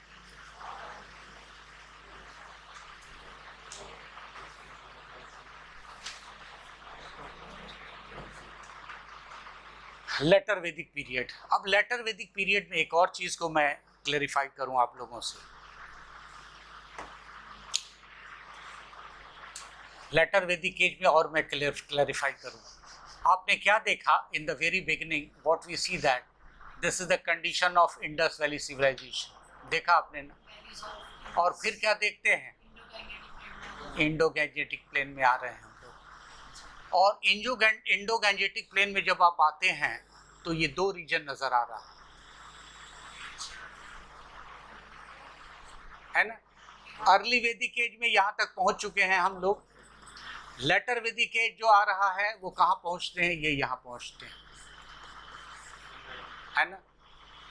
और इसको आप ए मान के चलिएगा, ए बी और सी, ये तीनों चीजें नदी के किनारे नजर आ रहा है। शुरुआत कहाँ से हो रही है, इंडस रिवर। और इंडस पंचाजना जितने रिवर का वर्णन है सारा वेद में डिस्क्रिप्शन मिला है ना। इस रीजन से जाते, चूंकि इसको समाप्त कर दिया किसने, आर्यन ने। अब उसके एग्रेशन होता, बढ़ते चले जाते, क्लाइमेट भी चेंज हो रहा है। तो सबसे मेजर चीज क्या नजर आता है, इन लोगों को, सिंधु घाटी की सभ्यता वालों को खास कर करके कॉपर मिल जाता है। कहाँ से, राजस्थान से, क्षेत्री से मिल जाता है इन लोगों को कॉपर। आगे ये बढ़ते हैं, ये रीजन में आप आते हैं तो क्या देखते, कुरु पंचाला, यहाँ इस रीजन में इनको आयरन मिलनी शुरू हो जाती है। और सबसे बड़ा जो आयरन का स्टोर मिल जाता है इस क्षेत्र में लेटर वैदिक एज में, खास करके राजगिरी की पहाड़ी का जो क्षेत्र है, आयरन मिल जाता है। तो डेवलपमेंट कहाँ से हो रहा है, यहाँ से लेके। और जो सबसे इम्पोर्टेंट चीज़ है, ये जो क्षेत्र का डेवलपमेंट हुआ है ये पूरी तरह से क्या देखते हैं, नदी के किनारे का बेल्ट। तो वैदिक और लेटर वैदिक एज में इकोनॉमिक प्रॉस्पेरिटी भी आ जाती है। एक तरफ एग्रीकल्चर है, दूसरी तरफ आयरन है, तो डबल इसका बेनिफिट हो रहा है। एक तरफ आयरन टेक्नोलॉजी से जंगल का कटाव हो रहा है, दूसरी तरफ एग्रीकल्चर इंप्लीमेंट मिली। तो क्या देखते हैं, अर्ली पीरियड में जो हल मिला है, जो प्लाउ मिला है, वो वुडन प्लाउ शेल है, वुडन है। लेकिन जब लेटर वैदिक एज में जाते हैं तो प्लाउ शेल क्या मिलता है, ये आयरन प्लाउ शेल मिल जाता है। तो ये ज़्यादा सहयोगी हो गया। लेटर वैदिक एज में क्या और अनदर डेवलपमेंट क्या देखने को मिलता है लेटर वैदिक एज में, कि जो बैल का यूज किया जा रहा है, ऑक्सन जो देख रहे हैं, यानी एक एक प्लाऊ के लिए 6 बैल मिल रहे हैं। और सबसे पहला, हाँ 12 भी है, 24 भी है। और सबसे पहली बार बलराम ने हल उठाया था, इसको कहा जाता है हलधरा, यानी agriculture was in a full fledged form. तो that is what agrarian economy, agriculture economy मिल जाती है। लेकिन ऊपर के पीरियड में क्या देखते हैं हम लोग, अभी तक पैस्टोरल। तो ये मेजर डेवलपमेंट होता है। और इस डेवलपमेंट के पीछे सबसे बड़ा योगदान किसका होता है बच्चे, क्लाइमेटिक कंडीशन का, ज्योग्राफी। और सारी चीज़ें ये जान जाओ, आपकी वेशभूषा, खान पान किस चीज़ पे डिपेंडेंट है, ज्योग्राफी, वहीं से शुरुआत होती। तो एक बहुत बड़ा रोल है, मल्टी फेसिड रोल। तो आपका अप्रोच बदला ना, आपका अप्रोच इसलिए बदल गया कि आयरन की डिस्कवरी होती है, डिस्क्रिप्शन मिलना शुरू होता है, लिखने का काम शुरू हो जाता है ना। 6th सेंचुरी BC में एक बहुत बड़ा रिफॉर्मेशन आता है, पाली भाषा का विकास हो जाता है ना, अर्धमगधी का विकास हो जाता है ना। फिर खरोष्ठी लेटर पार्ट है, लेकिन आगे चल के फिर संस्कृत भी होता है, लेकिन पाली डोमिनेटिंग हो जाता है ना। प्राकृत, और फिर कह सकते हैं हम लोग कि पाली के साथ साथ अर्धमगधी भाषा भी आ जाती है। बुद्ध की भाषा अलग है, उसको हम लोग कहते हैं पिटक के रूप में, पाली भाषा है। और जब देखते हैं जैन की भाषा है, उसमें क्या देखते हैं, अंग उपंग जैसी भाषा, प्राकृत जैसी भाषा। तो भाषा का भी विकास हो रहा है, ग्रंथ भी बननी शुरू हो जाते हैं। These are the major development which has taken place during the latter Vedic period. अब थोड़ा सा डिस्क्रिप्शन देखिए जो यहाँ पर लिखा हुआ है। लेटर वैदिक लिटरेचर, लेटर वैदिक कल्चर, दो चीज़ें हैं। ये पीरियड क्या लेते हैं हम लोग, 1000 से 500, या फिर इसको हम लोग 600 भी मान के चलेंगे। इट इंक्लूड्स बुक 8, 9, 10, यानी ऋग्वेदा की किताब है, इसको संहिता कहा जाता है। और सामवेद, यजुर्वेद, ये सब के सब कब आ रहा है, लेटर वैदिक है। तो नेचुरल है कि यजुर्वेद, और जब कहा जाता है आर्यनका भी है, उपनिषद भी है, ये सब के सब वेद से पूरी तरह से attached, it is attached with the Veda.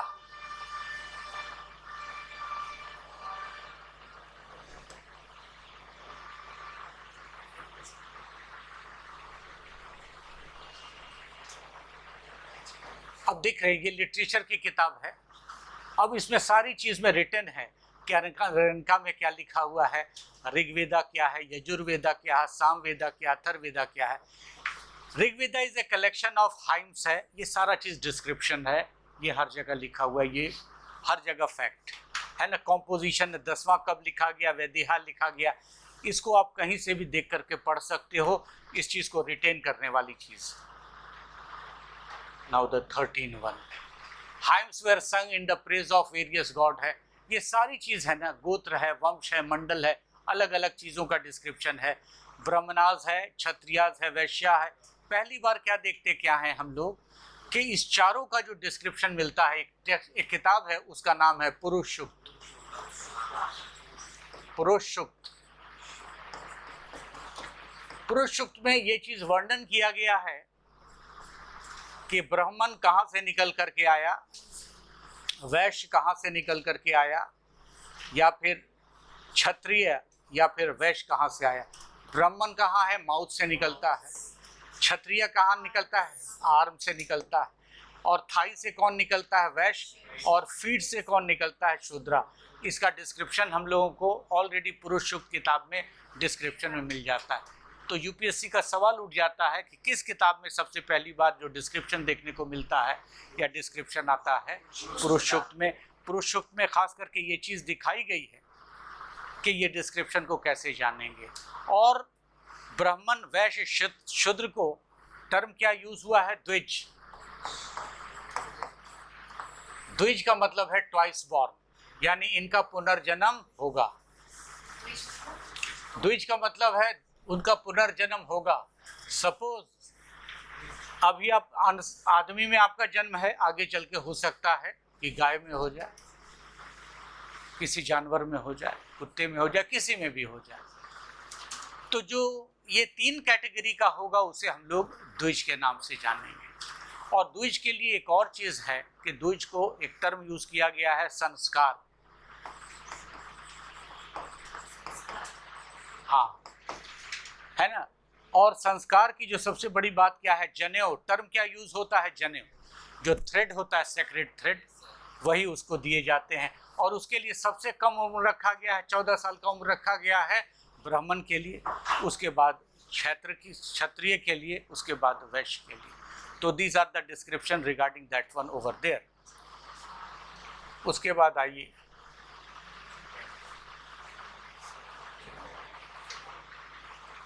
अब ये वेद की सारी के सारा फैक्ट है। सामवेद क्या कहता है, collection of mostly from the Rigveda but the arrange the poetic form it will facilitate singing. ये अगर सवाल ये पूछा जा सकता है कि भाई गाना या सॉन्ग की चर्चा किस में की गई है, तो सामवेद में की गई। और ये चीज़ क्या है, मेलोडीज के रूप में ये चीज़ आई है। और यहाँ तक कि ध्रुपद राग की शुरुआत, ये यूपीएससी का सवाल है ना, कहाँ से शुरू होता है, इट इज़ फ्रॉम सामवेद। इसका मतलब है कि हमारे कल्चर परंपरा में पुरानी चीज़ों को कैरी ऑन किया गया है। ओके, तो these are the possibilities you should have to remember over there. आगे देखते हैं, उपवेदा व सामवेदा इज द गांधार्व वेद, इसका नाम गांधारवाद भी है।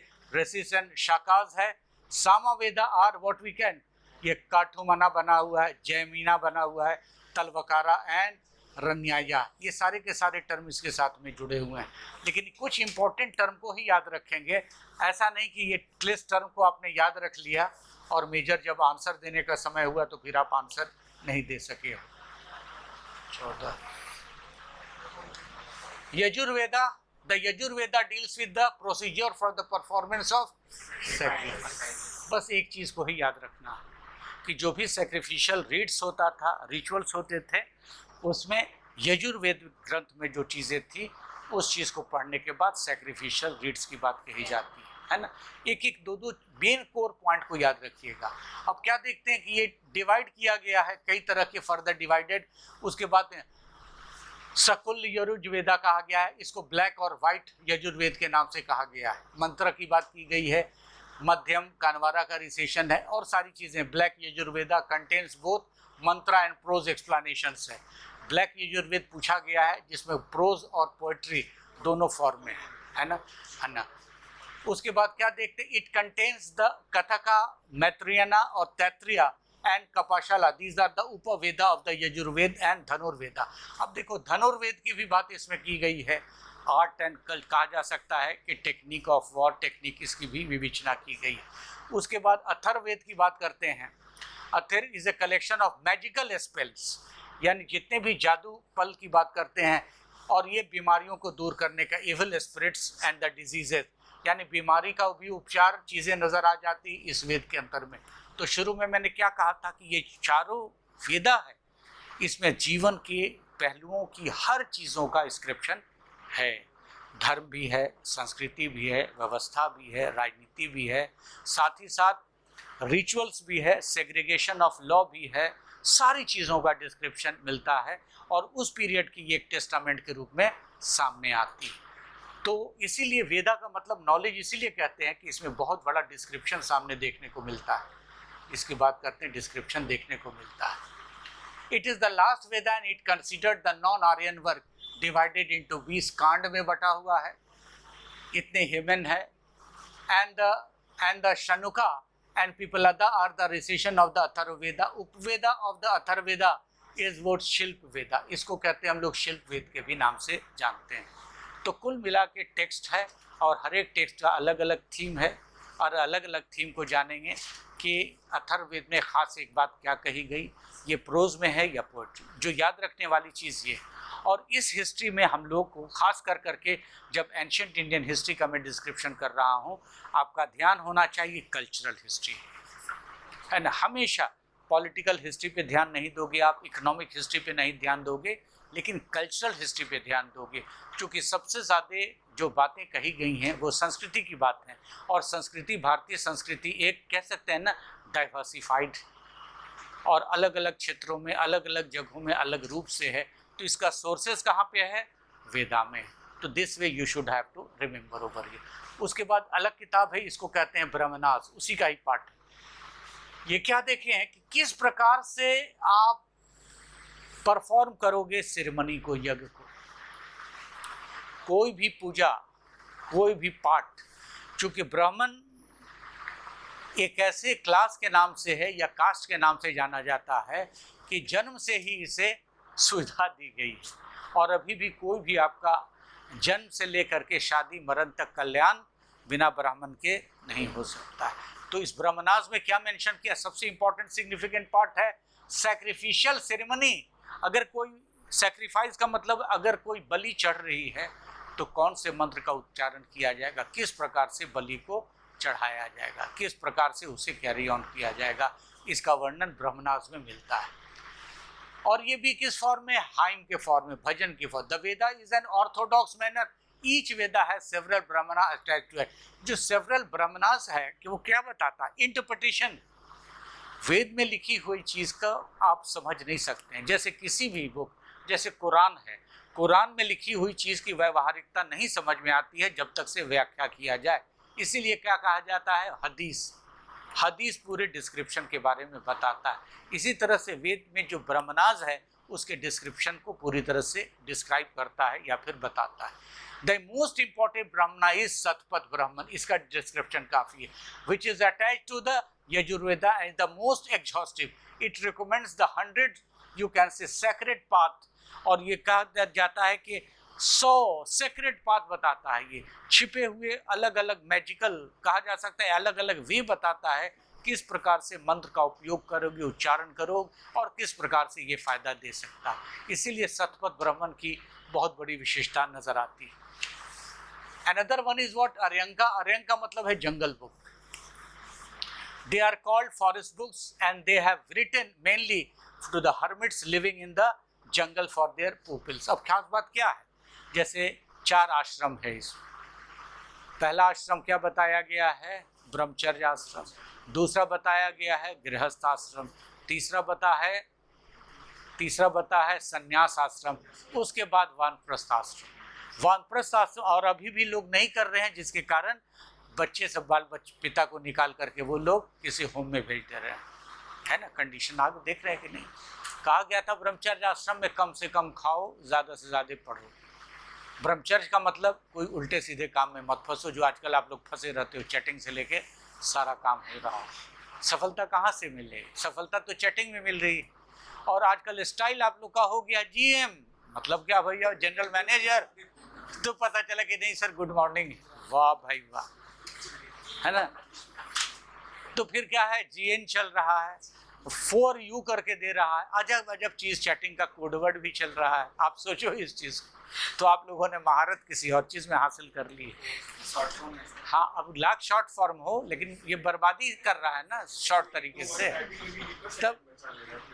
तब तो this is conditions regarding that, है ना। तो ये सारी चीजें चल रही। और दिस इज फॉरेस्ट बुक। और कहा यह जाता था कि माता पिता अगर हो गए हैं 40 साल से ज़्यादा के, 50, तो फिर वो संन्यास स्थिति में आ जाए। उसके बाद संन्यास का मतलब घूम फिर करके आए, मंदिर वंदिर जहाँ भी है तीर्थ यात्रा। फिर वो घर में नहीं रहें, जंगल का रास्ता पकड़ लो। जंगल में जाने के बाद कुछ ना कुछ रिसर्च करो। अभी देखो कितनी बुरी हालत होती है। यानी दादा दादी तब तक चलता है जब तक बच्चे को कंट्रोल कर रहा है, और जहाँ बच्चे को कंट्रोल नहीं करा, तो आप सोचो कि लड़के उसकी स्थिति क्या कर रहे हैं। Is it clear? तो उस पीरियड में ही ये सारे ट्रेडिशन, सारा सिस्टम को दे दिया गया। Another one, they deal with the mysticism and philosophy. और ये बड़ा ही इंपॉर्टेंट चीज, ये क्या बताता है मिस्टिसिज्म और फिलोसॉफी। मिस्टिसिज्म का ऐसा लगता है कि तंत्र मंत्र जैसी विद्या आ जाती है। और जब क्षत्रिय लोग पहुंचे वानप्रस्थ में, तो उन्होंने फील किया, अरे मामला तो ये संन्यास का मतलब देख लो क्या है। अभी आपकी उम्र क्या है? शादी अभी नहीं की हो, 2 साल के बाद कर लेना ज़रूरी है, नहीं तो समस्या में से ग्रसित हो जाओगे, दुखी रहोगे। ये एक ऐसा फल है, जो खाए वो भी पछता है, जो ना खाए वो भी पछता है। ओके, जब बच्चे 18-19 साल 21 साल के हो जाएंगे, तो आपका काम खत्म। सुनने को तैयार कोई नहीं हो, तो बैठो, तुमको पता क्या है, आउटडेटेड हो चुके हो, नॉट टू बी यूज लिख देगा, नॉट टू बी यूज, आप काम के लायक नहीं। तो बस आपका बहुत रास्ता है कि चुपचाप से साल में 3 बार 4 बार पैसे रख करके पत्नी के साथ तीर्थ यात्रा करो। उन लोगों को थोड़ा फ्री भी छोड़ो ना। होता क्या है कि माँ बाप भी चिपका है, बच्चा यानी वाइफ से बात नहीं कर पाता है, उसको बड़ा रेस्ट्रिक्टेड लाइफ बिताना पड़ता है। छोड़ दो उन सब, घूम के आओ तो देखो स्थिति क्या है। अगर गड़बड़ चल रही है तो कोशिश करो कि सुधार आ जाए, फिर कहो कि सुखी हो, अच्छे सुखी रहो, फिर आप निकल पड़ो कि जहाँ भी मोक्ष की प्राप्ति हो जाए, कोई फर्क नहीं पड़ता है। तो ये एक सबसे मेजर चीज़ कि आप फिर इंटरफियर कोई करने ही नहीं देगा आपको, और जो इंटरफियर करता है फैमिली बहुत बुरी स्थिति में होती है। तो उन्होंने बहुत पहले ही ये चीज़ों को दे दिया है, बता दिया है कि बहुत ज़्यादा करोगे तो खींच करके आपको ओल्ड होम में डाल देगा। सब देखते बूढ़े बेचारे। आश्रम का मतलब एक system, institution. Listen to me careful. Ashram का क्या, एक सिस्टमेटिक इंस्टीट्यूशन है ना।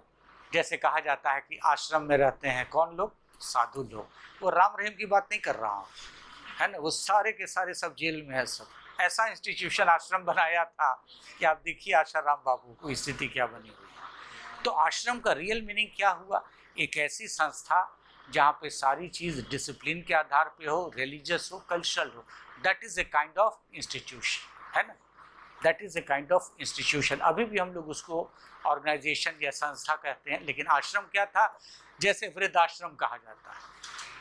तो क्या देखते हैं, वृद्ध उम्र के लोग हैं जिनका कोई रखवाला नहीं है, देख रेख नहीं, उन्हें समुचित व्यवस्था दी। तो आश्रम की व्यवस्था उसी समय डेवलप हो गई। It is a kind of institution, it is a kind of social. इसको क्या है कि सोशली इथिकली इसको एक मान्यता दे दी गई कि भाई इस आश्रम जी 100 इयर्स का लाइफ डिफाइन किया गया उस टाइम, 100 साल तक किएगा नहीं, देखो दो चीज़ है, 100 साल की बातें तो आई ही नहीं। हाँ, किसमें?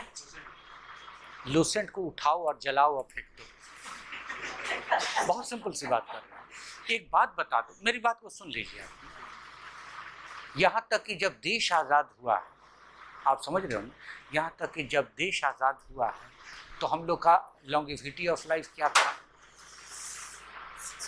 एवरेज कहाँ किस दुनिया में हो? जब देश आज़ाद हुआ था 40-45 एवरेज अगर कोई लोग 105 साल के अभी भी हैं, लेकिन एवरेज जो रेशियो निकाला गया था 40-45 के आसपास था एग्जैक्टली। अभी हम लोग 65 क्रॉस कर चुके हैं। और उस पीरियड में शादी कब हो रही थी?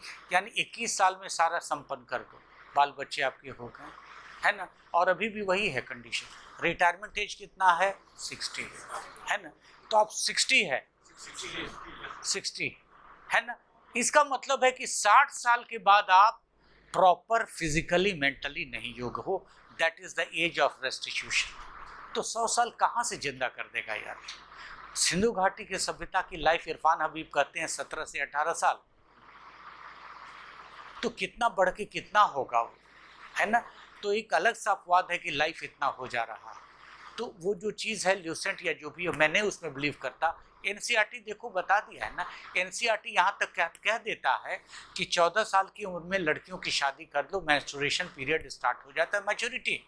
लेकिन साइंस कहता है कि नहीं भाई, फिजिकली तो फीमेल तैयार है लेकिन मेंटली फीमेल तैयार नहीं है। तो फिर 18 से 21 साल करता है। वोट देने का अधिकार तो दे देता है लेकिन शादी का एज डिक्लेयर करता है। तो आप सोचो ना कि 100 साल कैसे लॉन्गेविटी हो पाएगी? गलत कर रहा है ना। ये सब चीज़ ल्यूसेंट वगैरह पे मत बिलीव करो। वो छुट भैया कहीं से उठा के इधर से कॉपी उधर से काट पीट कर दे। और कभी भी उसको मैं किताब नहीं मानता हूँ, लेकिन इलाहाबाद यूपी के लोग उसको पढ़ करके एसएससी वगैरह खूब करते हैं, जो मान्यता है, जो सुनने में आता है। मैंने 2-3 चीज़ देखा गलती, तो मैंने कहा कि छोड़ दो इसको। और इतनी मोटी हो गई, पहले छोटी से निकलती थी मोटी हो, इसलिए उसमें बिलीव नहीं है यार। बहुत बड़ा फर्क है। संन्यास सुन लो, आप एक दिन क्या होगे, रिटायर हो जाओगे। और रिटायर कौन करेगा? सरकार करेगा। फैमिली कब रिटायर करेगा? निकम्मे जिस दिन हो गया, पानी उठ के नहीं पी सकते हो, कहेगा तो बूढ़ा बूझ हो गया, डिमांड आप करोगे चुप रहो बैठो, तो आप चुपचाप से निकल पड़ो आप। और उस पीरियड में हरमिट होता था, भगवान के द्वार पे जाओ कहीं भी, वो हो जाता है चीज़ें काम खत्म। संन्यास का मतलब, सॉरी बेग पार्डन, संन्यास का मतलब होता है रिटायर्ड ले लो। वानप्रस्थ का मतलब है कि वापस मत आओ, उधर ही तुम्हारा काम हो जाए, यानी क्रियाक्रम भी करने से ये सब बच जाए। समझते ना, सबसे लास्ट स्टेज वही होता है ना? और अभी भी आजकल शहर में यही कर रहे हैं। अभी आपको लग रहा है गांव में हो, दिल्ली जैसे शहर में जाओगे तो तुरंत भगाता है सब माँ बाप, भागो सब बोझ बन गया। इतने सारा फिल्म आप लोग नहीं देखते हो, लोग कितनी बुरी हालत है। मेरे घर के ऊपर में एक बेचारी बंगाली रहती थी वो, और she was suffering from what we can leprosy kind of things. और उनकी बार्ली एज उनका 50 होगा, ज़्यादा नहीं होगा, ब्लीडिंग भी होती थी उनको। लोगों ने उनको डिस्पैच कर दिया कि भाई इनको दे दिया जाए। तो मेरी मिसेस जर्नलिस्ट है, उसने पुलिस केस कर करके उनको, चेशायर होम है वहाँ पे रखा उनको। तो नाउ शी इज़ अलाइव, उनकी उम्र हो गई है करीब 72 साल, शी इज़ हेल्दी। तो कंडीशन ये हो जाता है ना? तो सोचता है लोग कि पेंशन अब पूरा हम ही लोग लो, इसको पेंशन से छोड़ो। तो कुछ संस्कार जो बनाए गए हैं गलत नहीं है, कुछ प्रैक्टिकल चीज़ भी हैं, उसको हम लोग डिनाई नहीं कर सकते हैं।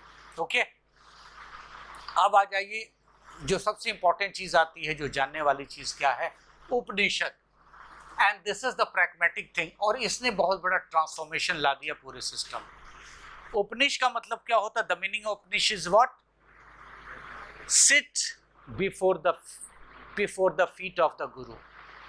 गुरु के चरणों में बैठ करके ज्ञान हासिल करो, दैट इज उपनिषद। और गुरु और शिष्य की परंपरा की जो शुरुआत होती है, this is the major significant part over there, and this is the pragmatic thing. Upanishad एक बहुत पावरफुल फिलॉसफी है, और उसने पहली बार कहा आत्मा और ब्रह्म के कॉन्सेप्ट को भी दिया कि आत्मा क्या होता है, ब्रह्म क्या होता है, आत्मा निकलती है, आत्मा कहाँ जाती है, इन सारी चीज़ों की बात किया।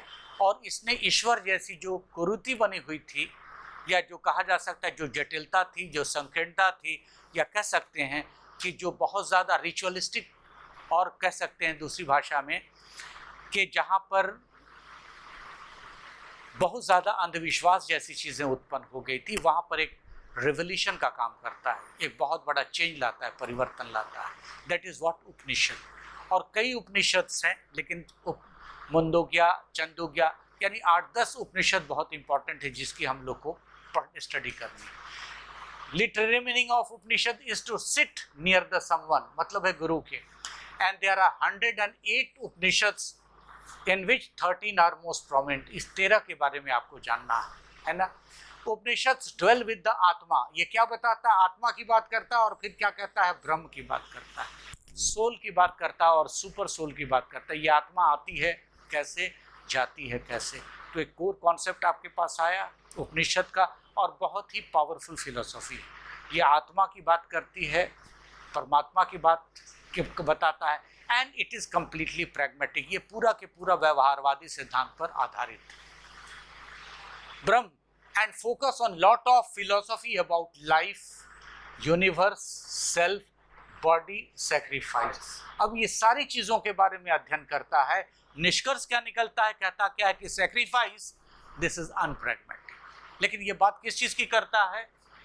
कि आदमी का जीवन कैसे चल सकता है, आदमी का जीवन कितना बहुमूल्य है, आदमी के जीवन का निर्माण कैसे होता है। फिर बात करता क्या है? ये यूनिवर्स है क्या।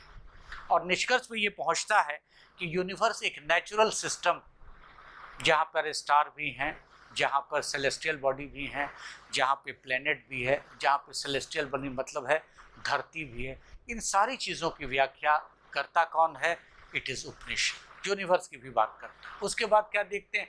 सेल्फ की बात है, बॉडी, सैक्रिफाइस की बात करता है कि ये सैक्रिफाइस लोग करते क्यों। It looks, it seems to be unpragmatic. तो पहली बार क्या नजर आता है? लेटर वैदिक फेज में एक बहुत इंपॉर्टेंट चीज सामने नजर आता है, जो उपनिषद पहली बार व्यवहारिकता की बात करता है।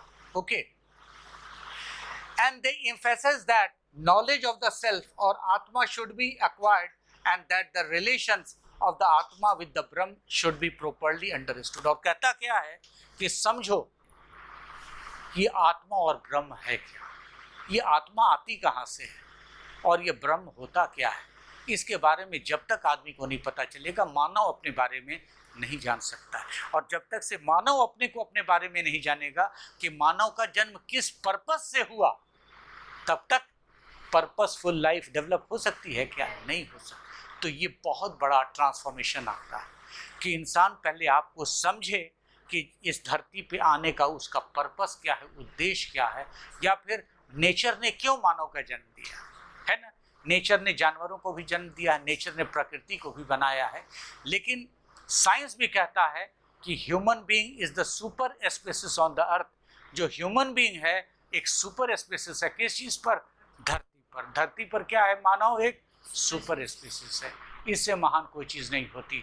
और इसके बारे में उपनिषद अपने फिलॉसफी में इस चीज़ को प्रदर्शित करता है या फिर एक्सप्रेस करता है। तो that is the significant part of that. अब जानेंगे क्या जो मेजर उपनिषद है, इसमें सबसे मेजर क्या है? मुंडूका उपनिषद है, और सत्यमेव जयते देखा है, लिखा हुआ देखते हैं कि नहीं? ये यूपीएससी का सवाल। सत्यमेव जयते मतलब सत्य की सदैव जीत होती। सच है या नहीं है ये बताओ, पक्का? ऐसा नहीं कि सुन लिया और बता दिए, होती है ना। तो प्रैक्टिकबिलिटी लाया कि नहीं उपनिषद? लाया या नहीं लाया? और ये सत्य में हो जाते अभी भी मेरे कॉन्स्टिट्यूशनल आइडियाज़ के साथ साथ, संवैधानिक आइडिया के साथ साथ हम लोगों के अशोकन कल्चर पिलर में भी लिखा है उपनिषद। प्रैक्टिकल चीज़ आ गई ना। ये चीज़ कंटेक्स्ट पूछेगा कि भारतीय संविधान में कुछ इन्फ्लुएंस है या नहीं है वेद का, तो क्या जवाब दोगे? क्या है? रेफरेंस क्या दोगे? है, क्योंकि नहीं देंगे। पॉलिटी में लक्ष्मीकांत ये नहीं लिखेंगे, लेकिन जब इतिहास पढ़ोगे तो लक्ष्मीकांत इतिहास पढ़े होंगे, बहुत काबिल आदमी है, उनके बारे में क्या कहा जा सकता है, महान आदमी, लेकिन फिर भी आपको जानना पड़ेगा। ओके, अब देखो, is the largest of all the Upanishad, और सबसे बड़ा जो उपनिषद का बड़ा रिलेशन है मुंडूका है, जिसमें जो सबसे लार्जेस्ट है। फिर क्या देखें, Chandogya Upanishad clearly refers the first 3 ashrams and discuss the types of marriages mainly, और कहता क्या है? आश्रम के बारे में बताता है, ऑल आश्रम के बारे में बताता है और बताता है कि मैरिज कैसे कैसे होता है, मैरिज की व्यवस्था क्या है, प्रैक्टिकल है या नहीं, है ना। तो सोचिए प्रैग्मेटिक चीज़ की बात करता है या नहीं। तो ये चीज़ बहुत समझ के भूला नहीं जा सकता है। उपनिषद अगर एक बार आपने समझ लिया है तो उपनिषद से कोई भी सवाल दो यूपीएससी, और ये चीज़ बिल्कुल पूछा जाएगा, और ये प्रैक्टिकल भी नज़र आता है।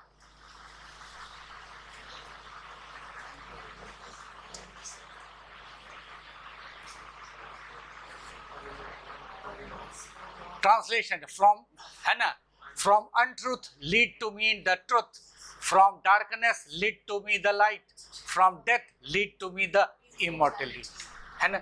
ये बृहदारण्य, है ना, बृहदारण्य उपनिषद में लिखा हुआ है कि जो आदमी को सूझबूझ नहीं है और जिसको बिना सूझबूझ के डेथ हो जाता है, और आदमी क्या इमोरलिटी से डेथ नहीं, इसकी बात कही गई। इसका ट्रांसलेशन। अब आ जाइए मैरिज की जो बात करता, कहता क्या है, anuloma marriage. The marriage of a man is own varna और below varna, it is most accepted and common form of marriage in the society. Anuloma में क्या होता है, the marriages of a man in his own varna और below his varna, it is most acceptable common form of marriage in the society. ये है या नहीं, practical है या नहीं उपनिषद, है ना। और ये भी बताता है कि गोत्र में नहीं होगा, पहले मैं बता चुका हूं। अब है क्या है, pratiloma. The marriage of a girl women in a varna lower than her own varna deemed rare and not sanction by the Veda. Veda इसको सैंक्शन नहीं करता, है ना, वेद इसको सैंक्शन नहीं देता है। कहता क्या है, क्यों नहीं देता है sanction, why it is not, why sanction is not given to him, why, because Veda also gives about ethical issues.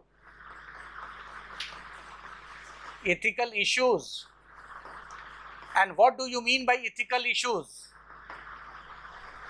The norm and code of conduct formulated by the society. Society ने जिस चीज का norm तय किया, एक parameter तय किया, एक बाउंड्री तय किया गया, एक डिसिप्लिन तय किया, नॉर्म तय किया है कि सोसाइटी इस चीज को मान्यता देती है, दैट इज कॉल्ड इथिकल। और जो भी आदमी उस सोसाइटी द्वारा तय किए हुए नॉर्म को नहीं मानेगा, दैट इज कॉल्ड अनइथिकल। तो इथिक्स की बात तो वेद भी कर रहा है या नहीं कर रहा, तो महान तो है ना बाबा वेद, और खास करके उपनिषद बात कर रहा है, और उपनिषद वेद का ही एक पार्ट है। तो हाउ प्रैग्मेटिक द इथिक्स, क्यों, अब सवाल उठता है, ये परमिट क्यों नहीं करता है, क्या जवाब दोगे आप, क्यों? मैरिज का यही कारण लड़कियों की जो पालन पोषण जिसका जिस हिसाब से कल्चर में हुआ है, वो अपर कल्चर में जाकर के हो सकती है, एस्टेब्लिश हो सकती है।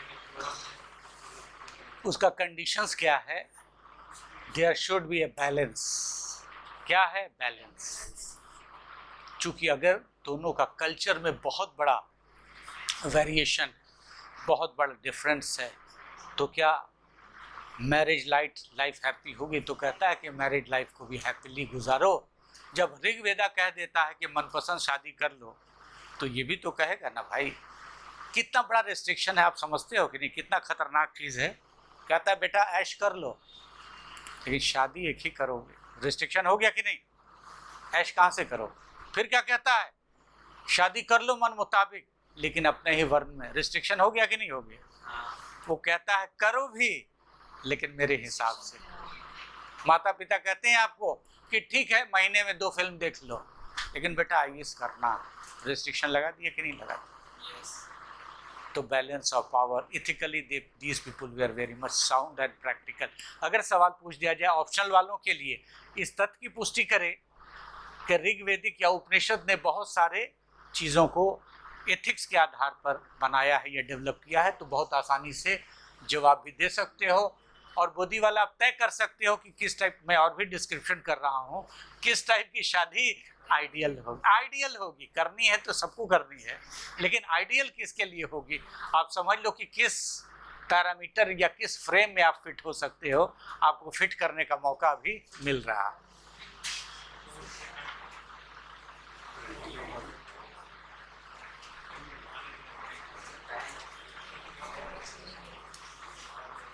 ओके, ये दो चीज़ की बात है, आगे भी चीज़ें आ जाएंगी। वेदांता है, Vedanta literally signified the end of the Veda, they reveal the final aim of the Veda. Condemn sacrifice क्या देखते हैं? सैक्रिफाइस को कंडेम करता है। Ceremonies denote the last phase of the Vedic period, है ना। उसके बाद वेदांगा डिफरेंट टेक्स्ट है, इसको आगे हम क्या जानेंगे। अब देखते क्या है, इन सारी चीज़ों में जिस चीज़ का वर्णन है वो क्या देखते हैं, फोनेटिक्स की भी बात कही गई है, कल्प रिचुअलिस्टिक ज्योतिष शास्त्र की भी बात की गई है, ग्रामर की भी बात की, निरुक्ता इटोमोलॉजी की भी बात की गई है, और चंडा मैट्रिक्स की भी बात की है। तो वेद में कोई ऐसा अंश या अंग नहीं है जिसकी व्यवहारिकता शुरू से लेकर आखिर तक नहीं की गई है। तो this is a testament from the beginning to the end. It has given so many rules, regulations, and most of the part is given in the form of what? In the form of ritualistic as well as the different part over there. उसके बाद क्या देखते हैं, पुराण है, ये सारी के सारे टेक्स्ट की बातें इन सारी चीज़ों में की गई। तो मैं थोड़ा सा इसको स्किप करूँगा, प्रैक्टिकल लाइफ में आने की बात। हाँ, सब उसी प्रकार की चीज़ें हैं ना, सारी चीज़ है। फिर महाभारत रामायण का कंपैरिजन भी मैंने दे दिया है, इसको आप रिचुअलिस्टिक या टेक्स्ट के फॉर्म में आप देख सकते हो, ये पीडीएफ भी मिल जाएगी आप लोगों को। कॉम्पैरेटिव स्टडी है, ये मेन चीज़ क्या नज़र आते हैं। अब आइए सोशल लाइफ, उस वो डिस्क्रिप्टिव पार्ट है, हर जगह पे है, समझने वाली चीज़ नहीं है, उस चीज़ को कैरी ऑन करने वाली चीज़ें। अब जो मेजर चीज़ों को ध्यान देना है आपको, सोशल लाइफ की बात।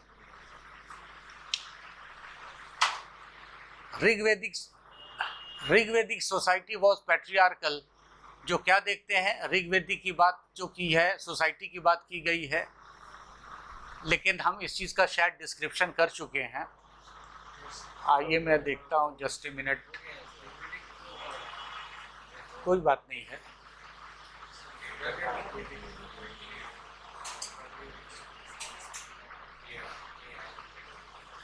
ठीक है ना, चूँकि उसी के पहले का डिस्क्रिप्शन है। अब आ जाइए part of what letter Vedic period. हाँ, क्या थक गए क्या? अब आपके चलते सब लोग तो नहीं जानेंगे, देख लो टाइम अगर हो गया है तो नो इशू, टाइम हो गया है। लेकिन कल एक कंबाइंड क्लास की बात कर रहे हैं, आप पूछ लेना क्या है। कल्चर हेरिटेज का सेक्शन है, तो शायद तो अभी तोमर साहब जैसा कि डिस्कस कर रहे थे, आप पूछ लेना क्या है, अदरवाइज फिर मैं कर दूंगा, नो इशू, कोई भी बात नहीं है ना। कल संडे है ना, शायद सेकेंड हाफ का क्लास होगा शायद, तो आप एक बार पूछ लेना या डिस्क्रिप्शन कर देंगे। लेकिन जो सबसे इम्पोर्टेंट चीज़ है